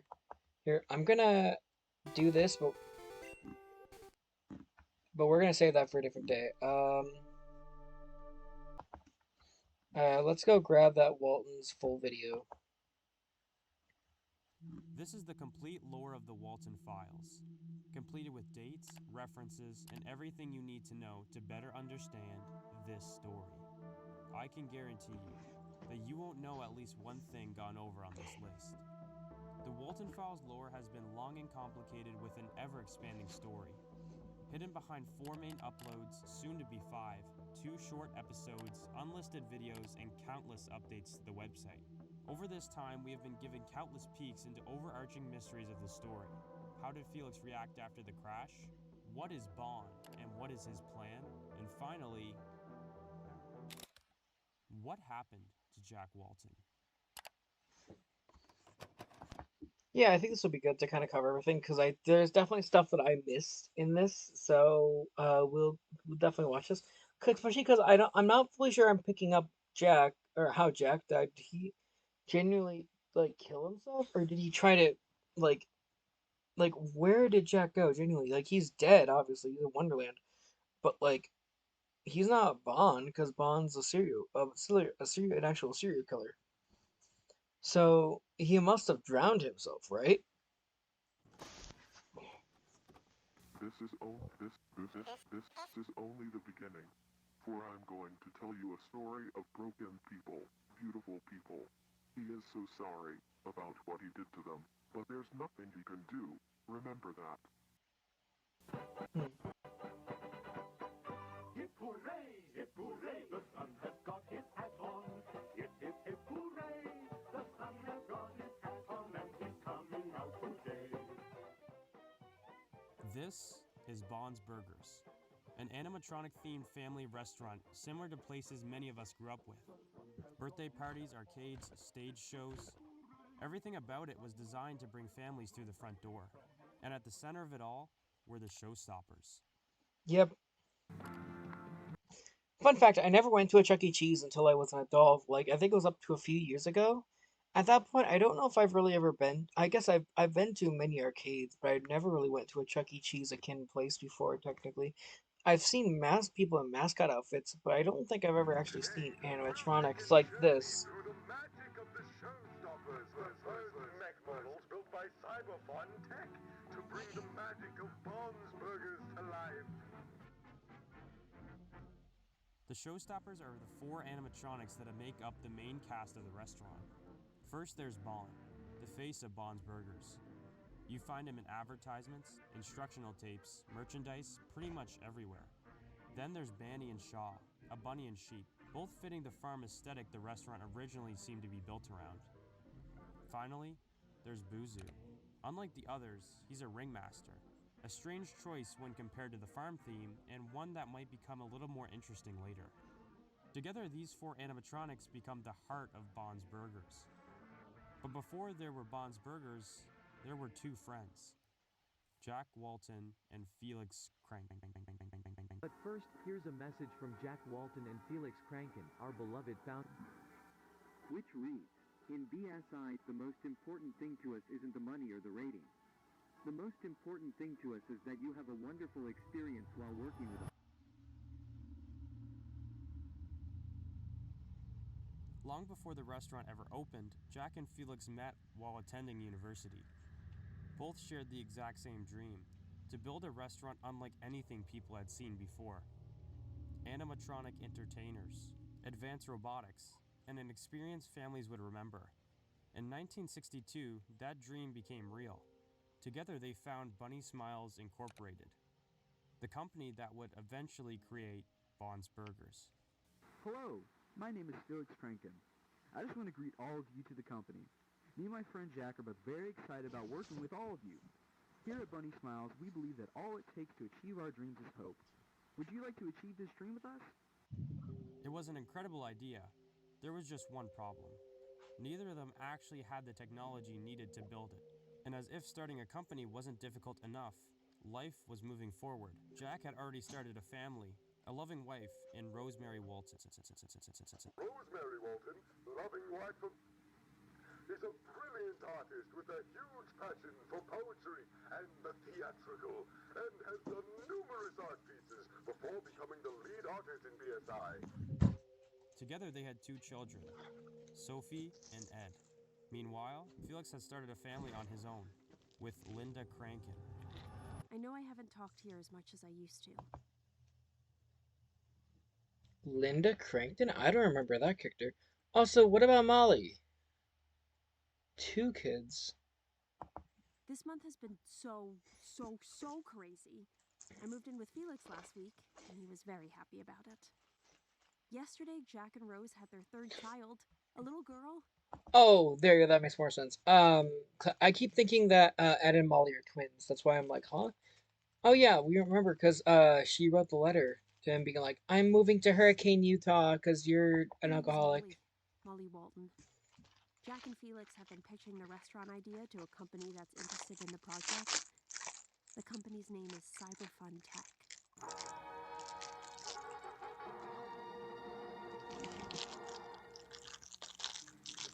Beautiful, isn't it? This is one of the first mech models built by Cyberfun Tech to bring the magic of Bond's Burgers to life.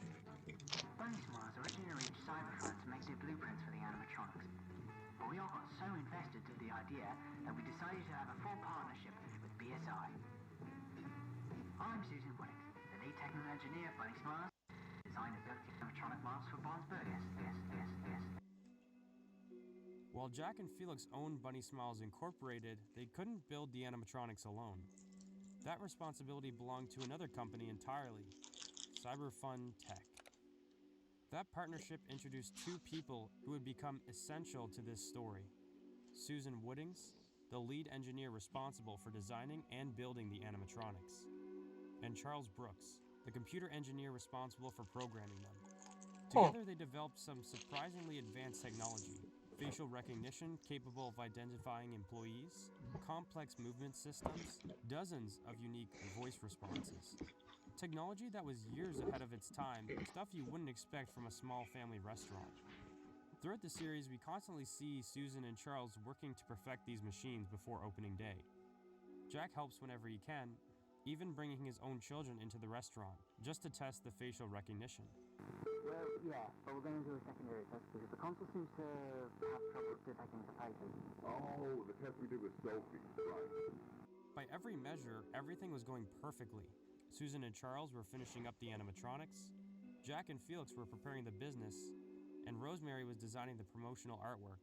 The restaurant was only 1 month away from opening, and everything was finally coming together.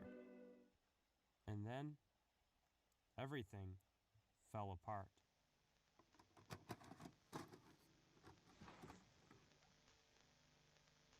Christmas was nice. They built a gray rabbit doll for Ed and Molly. Molly named it Rocket. Felix drank a lot yesterday. This has been a problem for a while. He's a good person, but he doesn't want to address this. It's getting worse and worse, but he doesn't notice. He feels really bad about it, but doesn't try to change.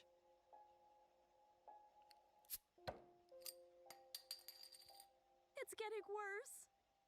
He is so submerged with their project that he doesn't realize how much damage he's doing to himself. How much damage he's doing to me. He keeps going places to drink. Sometimes he even stays in the warehouse at night for the sole purpose of drinking. He doesn't listen. He never listens. I don't know what to... Dear Felix, May 2nd, 1974. By the time you're reading this, I shouldn't be home. I know you're confused. I am confused too. What you said last week, it hurt me a lot, but it opened my eyes. Hopefully this opens your eyes too. Our relationship isn't healthy. I don't think it ever was. I am leaving Brighton this morning. You're at the warehouse with Jack and the rest as I'm writing this. By the time you get home, I'll already be in Hurricane.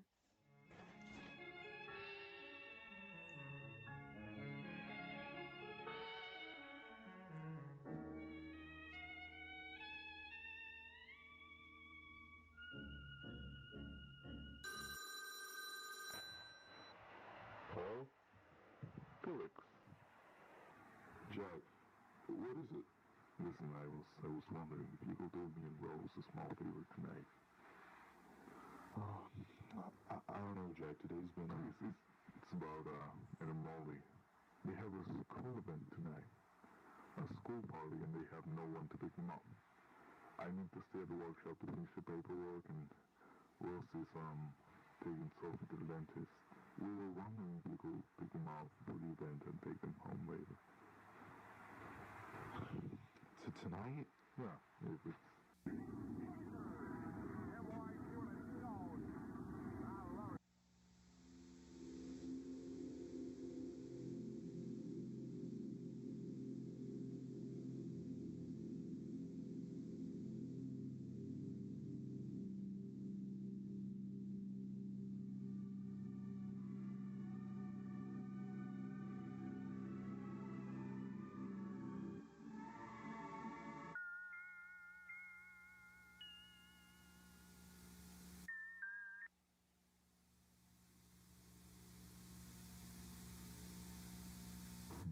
How much is left till we get home? Not much. Just kind of lost, I think.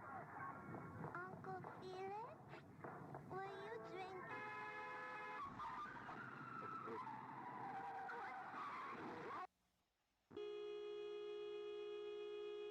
25 new messages. Felix, pick up the phone. Now, I need you to pick up the phone. It's been 3 hours since I told you to get Ed and Molly home. What happened to my children? If anything happened, Felix, you must tell me. You haven't told me in 3 hours.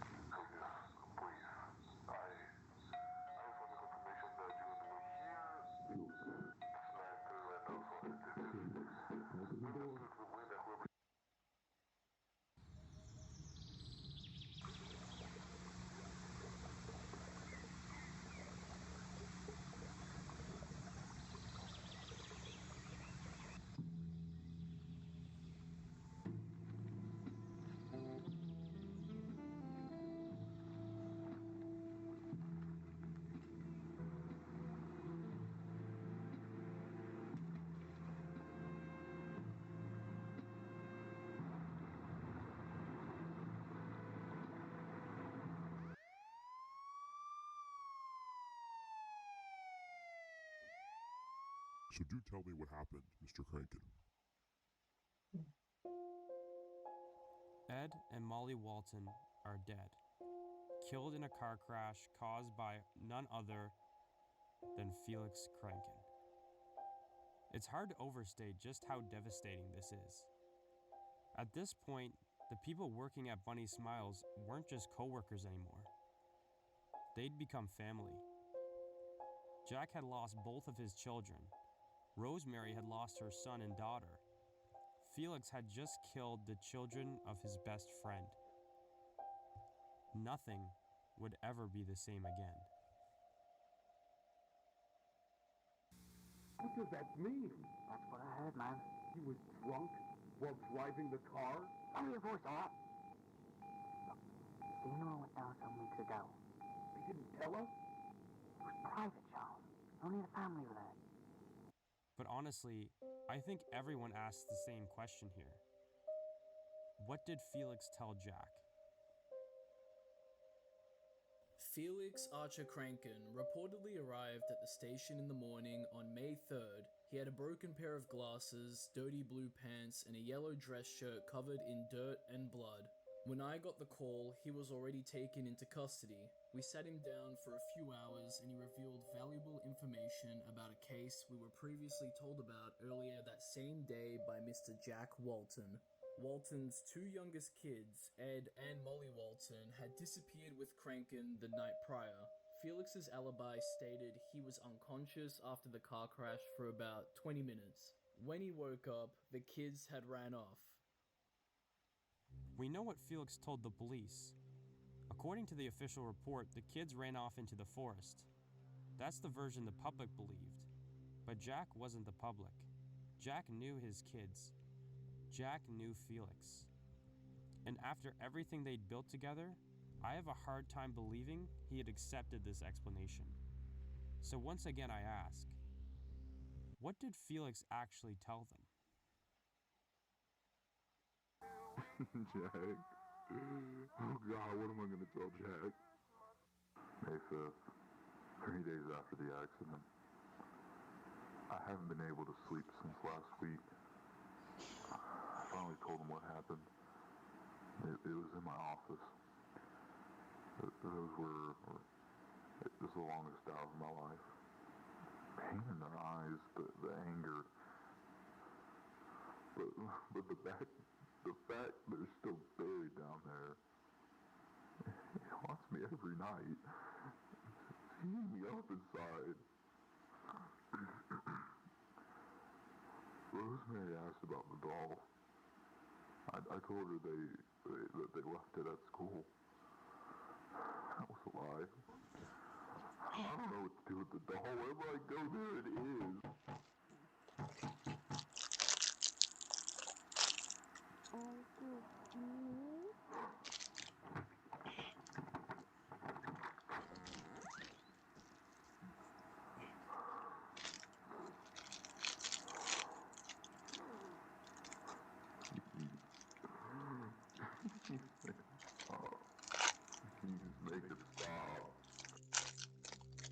Now before we keep going, there's something important we need to establish. Because from this point onward, we deal with the supernatural. From everything we've been shown, it's pretty clear that Ed and Molly don't simply die. Their spirits remain. Throughout the series, they're almost always represented as two red children. And eventually, they possess Rocket, a doll handcrafted by Jack Walton, named after their favorite ride at Bond's Burgers. Oh. The same doll that somehow found its way back into the restaurant. That's why. I don't even want to think about it. Get rid of that freaking doll in the room. What's it doing here? Felix said it is. Tell me it's not Joe Jack or Rose there. I don't even want to be involved in this anymore. Imagine being Felix. Every single day, you're forced to live with what you've done. And now, the one object connected with the children you've killed is sitting in your own house. Whether Rocket is truly haunting Felix or simply reminding him of his guilt, one thing is certain. Felix can't live like this forever. At this point in the story, the tension between Jack and Felix has reached its breaking point. Trust is gone, respect is gone, and whatever friendship once existed between them is hanging by a thread. The frustrating part is, this is one of the biggest gaps in time in the timeline. We know the funeral takes place, we know the family mourns, and somehow life continues, and everyone gets back to work. Construction continues, preparations continue, and despite the worst tragedy any of them can imagine, Bond's Burgers still opens. Tomorrow's the big day. You excited?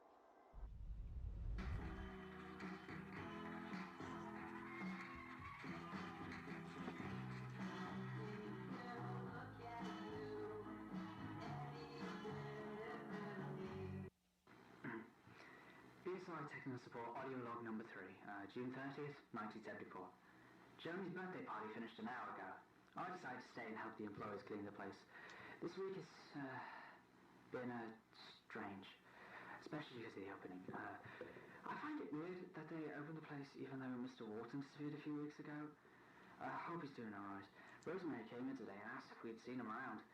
I'm pretty worried about it. Felix seems very concerned and worried too. Jack Walton disappears. His disappearance happens only 3 weeks after Ed and Molly's funeral and just 2 weeks before Bond's Burgers officially opens. Think about the timing. His children have just died, and his company is finally opening. And then, he's simply gone. No body, no explanation. Naturally, I think we all have the same suspect in mind. Felix. But here's the problem. The night that Bond's Burgers opens, something else happens. Something that changes the direction of the entire story.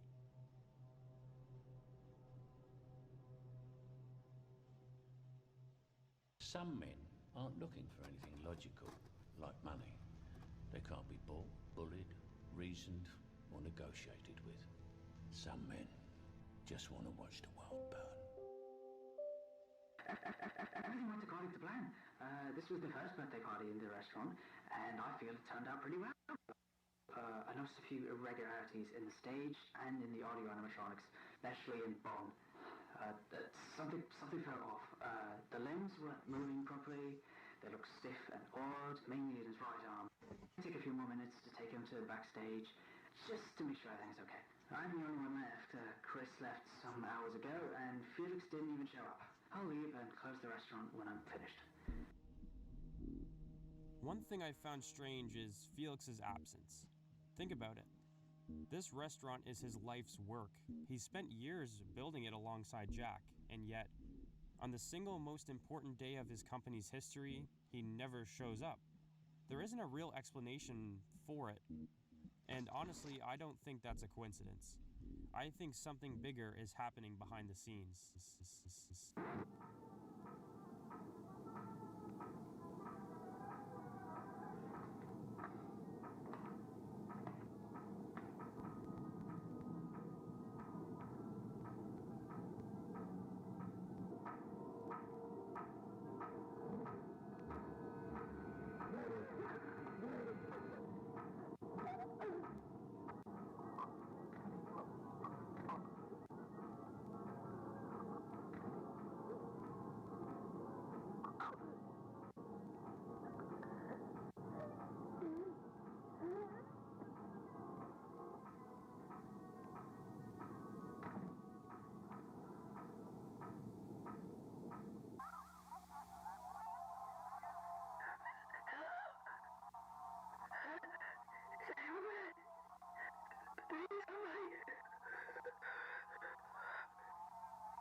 Don't you worry. You're in safe hands, Susan. Welcome to Wonderland. A pleasure to meet you. My name is Bond. And you're Susan.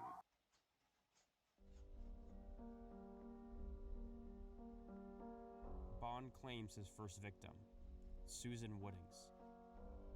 The very engineer who built the animatronics is killed by one of her own creations. But Susan's death does something much bigger than add another victim to the timeline. It introduces us to the true antagonist of the Walton Files, Bon. Here's what we know. After Susan dies, she wakes up somewhere else, a place Bon refers to as Wonderland. Dead? No. Not yet, at least. Your heart is still beating. Welcome to Wonderland. This place is fascinating. Bon doesn't describe it as death. In fact, he almost describes it as another world entirely. And visually, everything points to that one conclusion as well. This is his domain. He blends in with the environment, he moves through it effortlessly. He belongs here. And it's clear visually, Susan doesn't. As we look around Wonderland, something else stands out. Places we've seen before. The church where Ed and Molly's funeral was held. Bon's Burgers itself. And look at that. 2 red children. Like we've seen before. It's Ed and Molly. The only other people we've seen inside of Wonderland. They're here too. And the way they behave tells us something that's incredibly important. They're afraid. Not of dying, not of Wonderland. They're afraid of Bon. Listen to what they say. Quick, she's here. Molly, I don't think we should.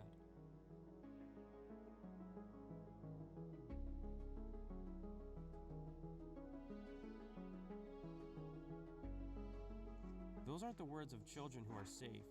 They're the words of children hiding from someone. Someone they know. Someone they've been trapped with.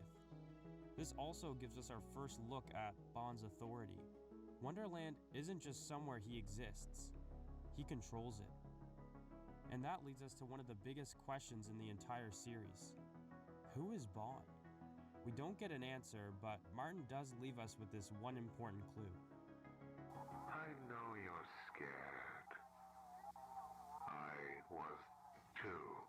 But look, the hard part is over with now. Besides, you can't make an omelet without breaking a few eggs.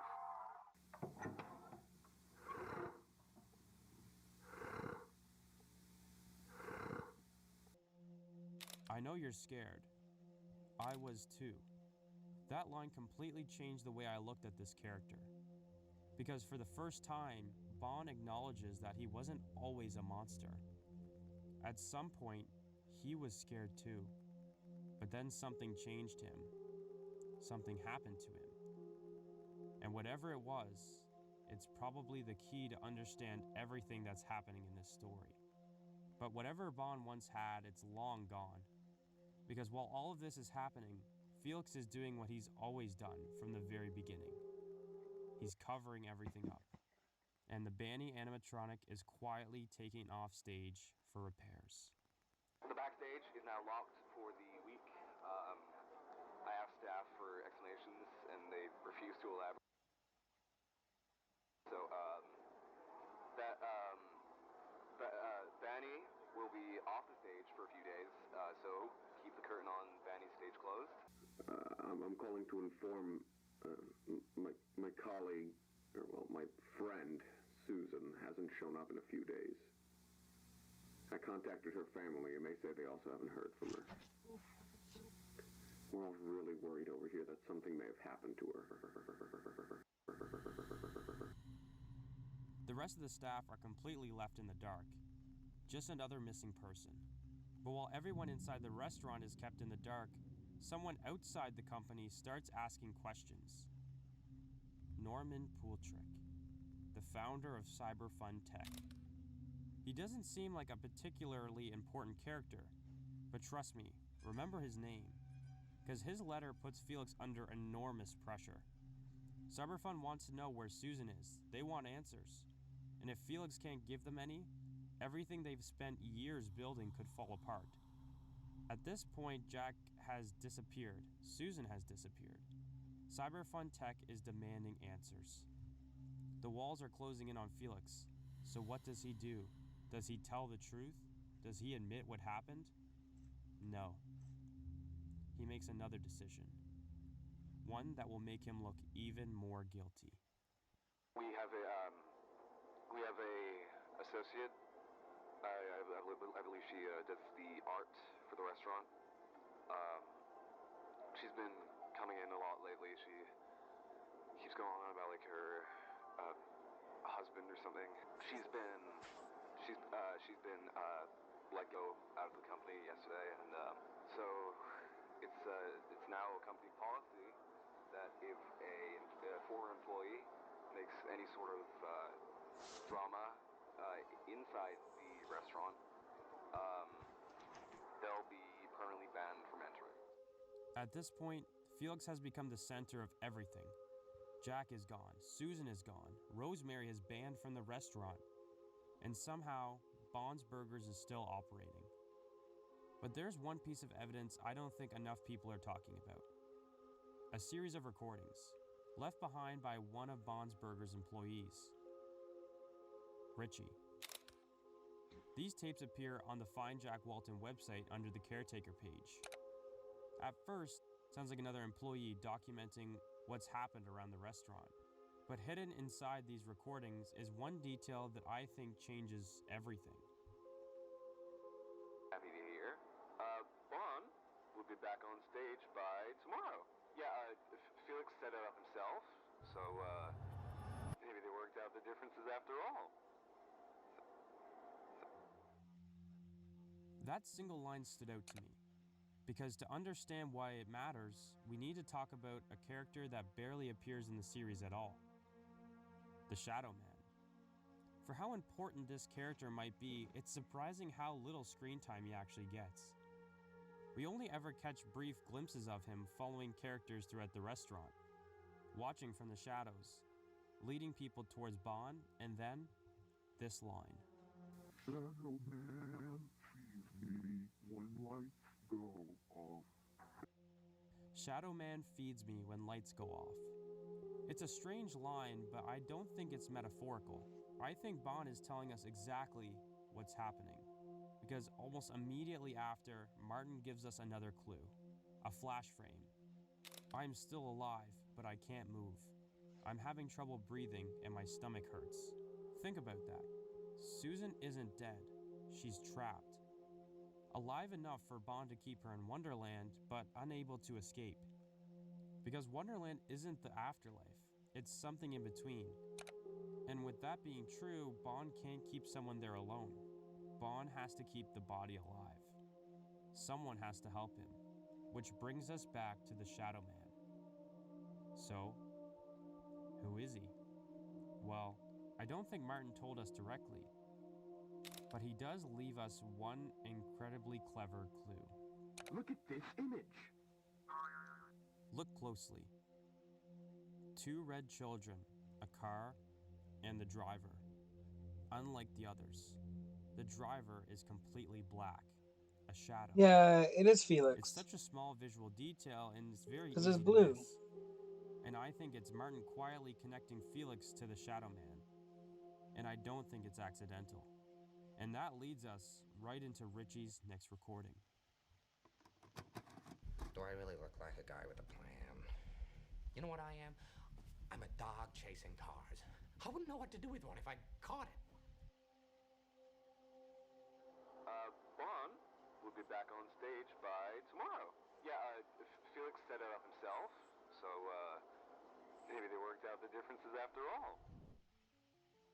Now, naturally, there's another theory that comes out of all of this. One you've probably heard before. Is Bond actually Jack Walton? Honestly, I understand why people believe this. Jack disappears, Bond appears. Jack has every reason in the world to hate Felix. On paper, it fits surprisingly well, but I don't think it's true. Because if Bond really was Jack, why would he murder Susan? Why would his own children be terrified of him? To me, that theory creates more questions than it has answers for. I think Bond serves as a completely different role in this story.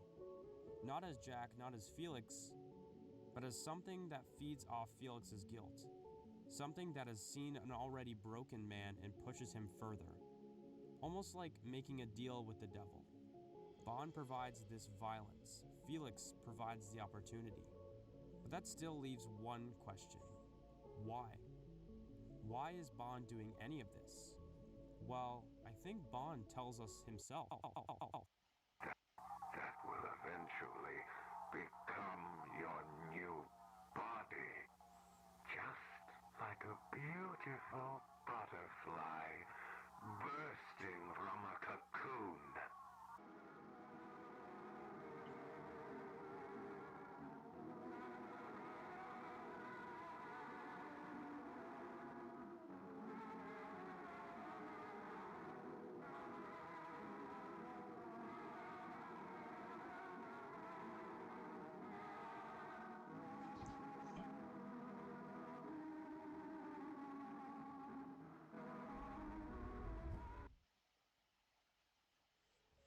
He talks about making people beautiful.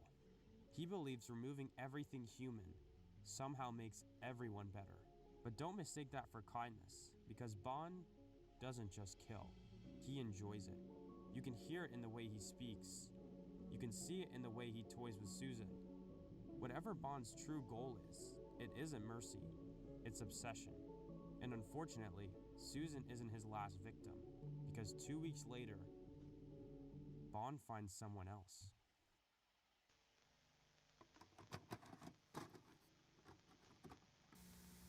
Hello, I'm Billy, the funny movie clown. Bond isn't finished, not even close. And if my theory is correct, then Felix has already made his choice. He's covering for Bond. The restaurant is still open, people are still showing up for work, and Bond is still hunting. We have a birthday party coming up. Birthday party on the 14th? Yeah, the 14th. We're gonna be using the Billy robot. It's actually the daughter of one of our associates. On the surface, it seems like just another day at Bond's Burgers. Another birthday. Another family celebration. Another reason to believe everything is finally getting back to normal. But underneath it all, Bond has already chosen his next victim. Before we get to him though, there's one small detail that's easy to overlook. A new member joins the Showstoppers. Right, we actually have a new one. What's his name? Bobby the Clown. Billy the Clown. Billy. He just arrived yesterday, actually. Top of the line technology, man. I'll tell you. I was messing with their little radio thing all day. I've always found Billy interesting. Not because of anything he does, but because of what he represents. Up until now, Bond's Burgers has leaned into the farm aesthetic. Bond, Banny, Shaw, even Buzu felt more grounded to fit the original vision. But Billy feels different. He's a carnival clown. And now suddenly there are two carnival-themed characters standing on the stage. It's also ironic that Norman Poultrick sends Felix a clown as their fifth animatronic, maybe reflecting how he feels about Felix at the time. Maybe it's nothing, or maybe it's Martin visually showing us that the restaurant is slowly becoming against the original vision. Regardless, July 14th belongs to one person, Charles Brooks, the same engineer who built every system inside the animatronics. We know from several flash frames that this is also his daughter's birthday. How's Lily, by the way? She's fine. Spending time with her mother for the weekend. Which somehow makes what will happen next even more heartbreaking. Because Charles will not make it home this night.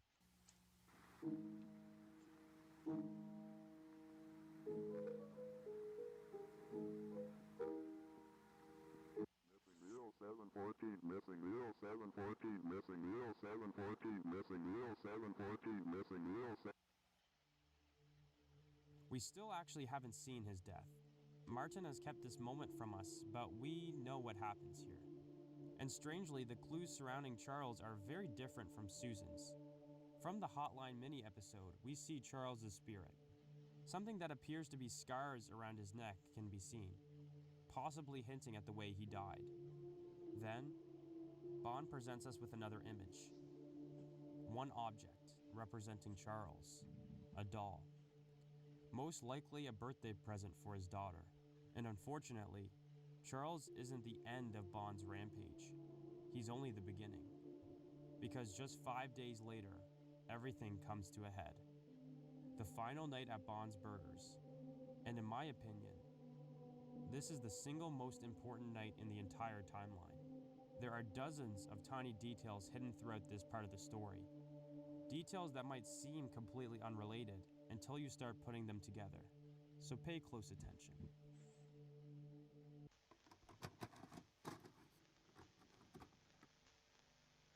However, it all culminated on the night of July 19th. Everything we've talked about so far has been leading to this one night, July 19th, 1974. If you ask me, this is the most important night of the entire timeline, because almost every mystery in the series connects back here. One detail that has always stood out to me is how strangely the restaurant operated that night. Since Bond's was open, they only let like 1 or 2 families in. And they mentioned later that the animatronics, like the entertainers, were completely absent and the currents opposed. Well, that's odd. Think about that. This is supposed to be a successful family restaurant, and on its final night, only 1 or 2 families are allowed inside. Why? What was Felix trying to hide? Or maybe, who? There's another strange detail hidden in this investigation. Yeah, the place closed after people reported hearing the screams of an adult woman inside of the restaurant. However, it all culminated on the night of July 19th.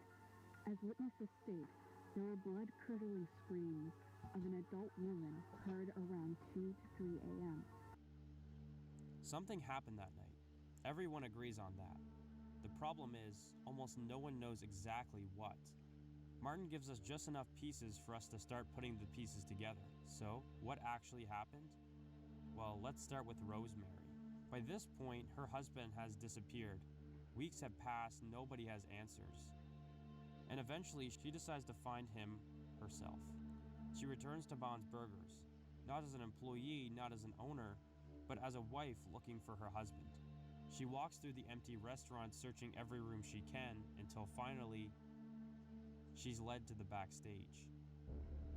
By the time the lady entered the backstage, as the voice told her to, missing husband wasn't there. Instead, she found a rat.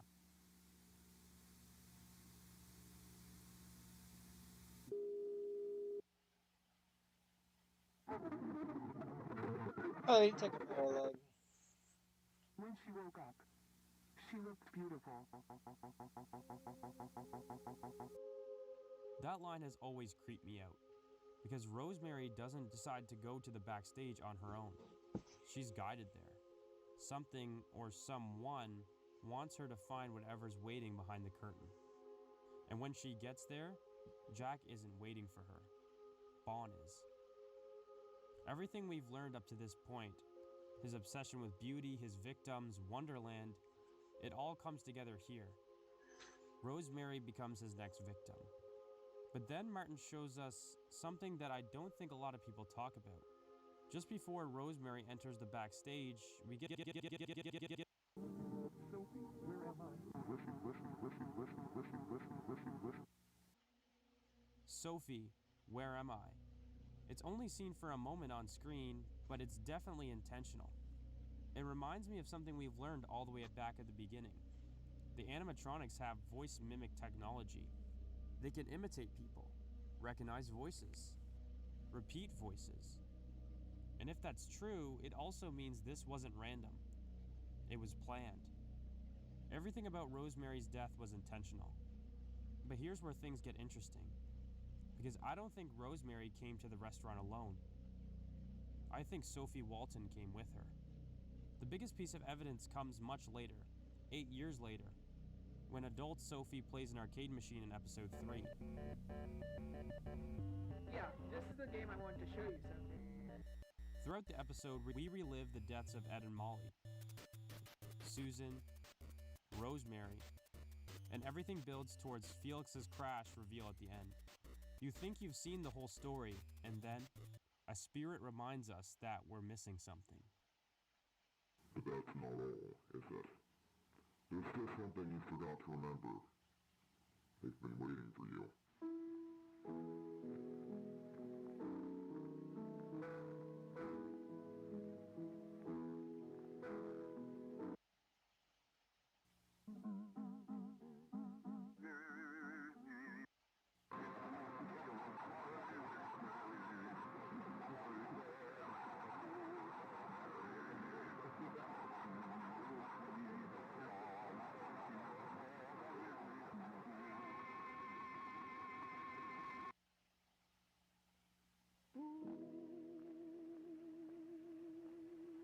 Bond loses.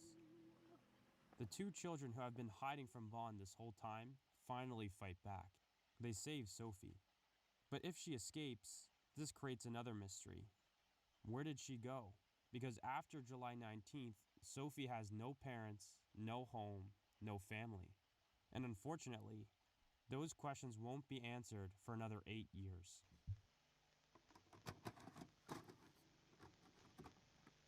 Safety and pills. Sophie.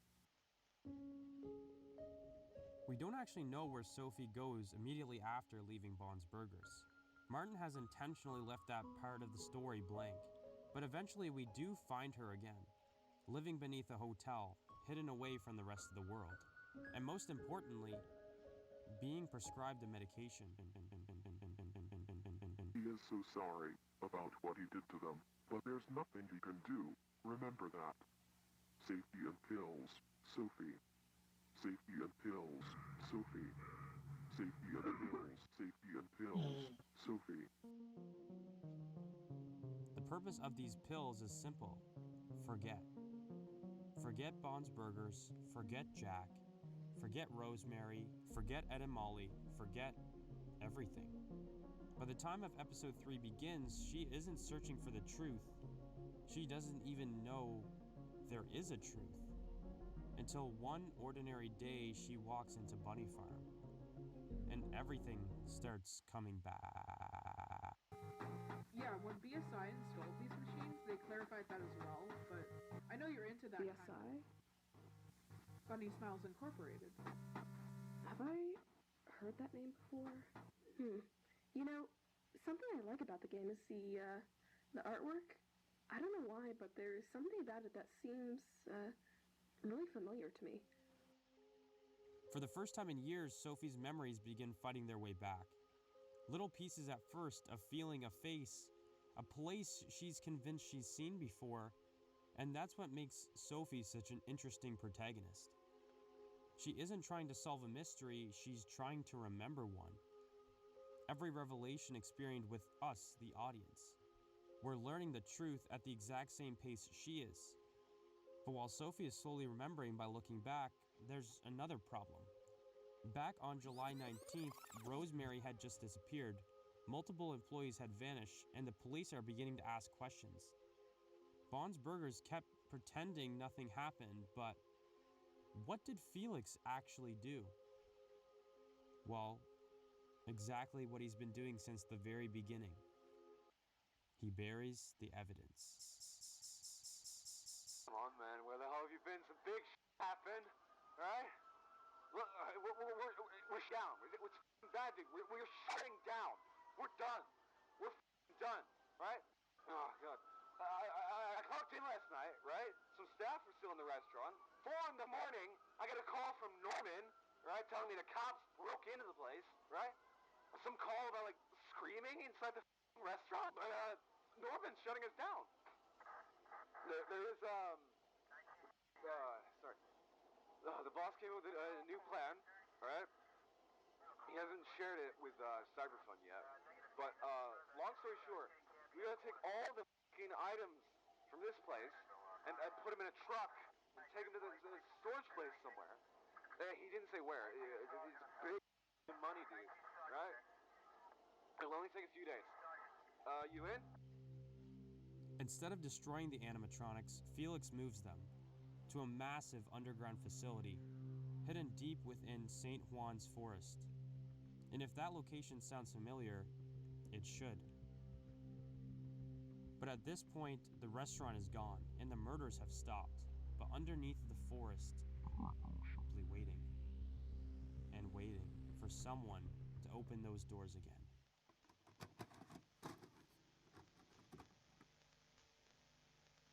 Ladies and gentlemen, we now present to you the Relocate Project. Start analyzing the Relocate Project by checking what has happened ever since the closure of Bonds 4 years ago. As many of you might have known from previous tapes, our beloved entertainers were safely secured in St. Juana's storage facility some months after the restaurant's closure. It's when Felix Kranken had the brilliant idea of restore and reprogram the robots of Bonds Burgers with the purpose of relocating them in a new restaurant that would be opened in a not-so-distant future. A pretty smart plan, right? Let's give it up for Felix Kranken, a man with not only a giant brain, but also a giant heart.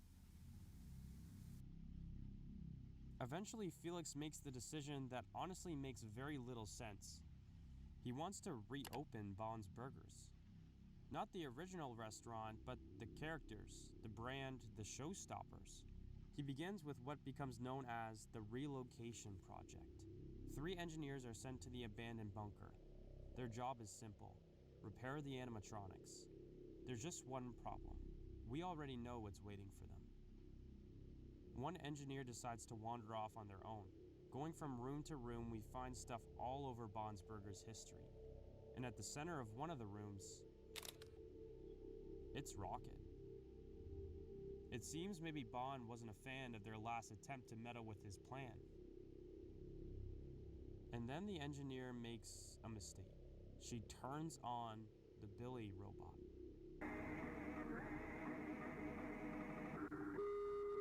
Jack, Susan, Charles, Rosemary, Sophie. Creating blasts of music all over the bunker. And after everything we've learned about Bond, you already know how this ends. Bond hasn't changed.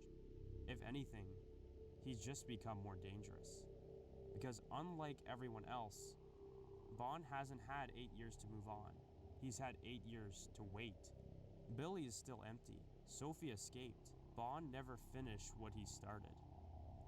After finishing one engineer, he goes for the second who ran outside, where we are given this message.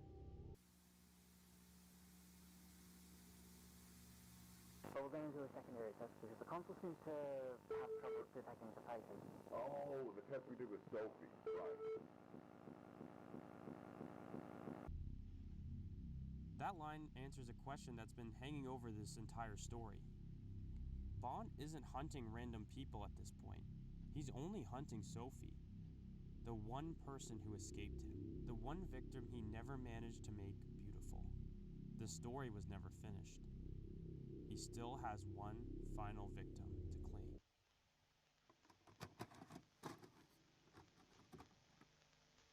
But a thing isn't beautiful because it lasts. And that finally brings us to today. From 2 best friends chasing an impossible dream, to a family torn apart by tragedy, to disappearances, murders, and whatever Bond truly is. But despite everything we've uncovered, the Walton Files is far from finished. In fact, I think the biggest questions are still ahead of us. Who is Bond? Who is he before Wonderland? What happened to Jack Walton? But it's important to step back and remember it's all connected. And we don't have the full picture yet. Because if you step back, something interesting starts to happen. Because you realize the story was never about Bond, or Felix, or Jack. It's always been about Sophie. For nearly a decade, Felix was able to bury the truth, lock it away beneath St. Juan's forest, pretend none of it ever existed. But secrets don't stay buried forever, especially not in the Walton Files. Because now, Sophie remembers. She knows what happened. She knows who Bond is hunting, and for the first time, she has a chance to uncover what really happened to her father. Make sure you subscribe. Look at these 2 videos, Walton Files timeline and all the characters explained. Since you made it this far, you should just watch these now. Are the dustiest, the winds are the gustiest, the gates are the rustiest, the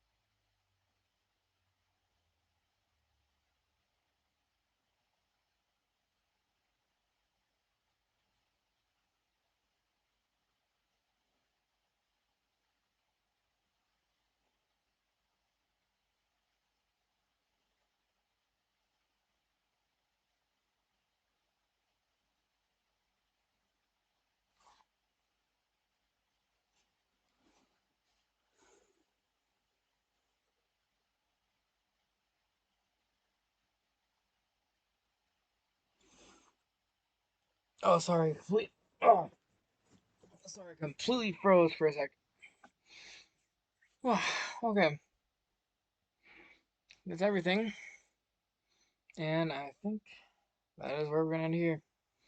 So thank you everybody so much for watching, and have a wonderful night.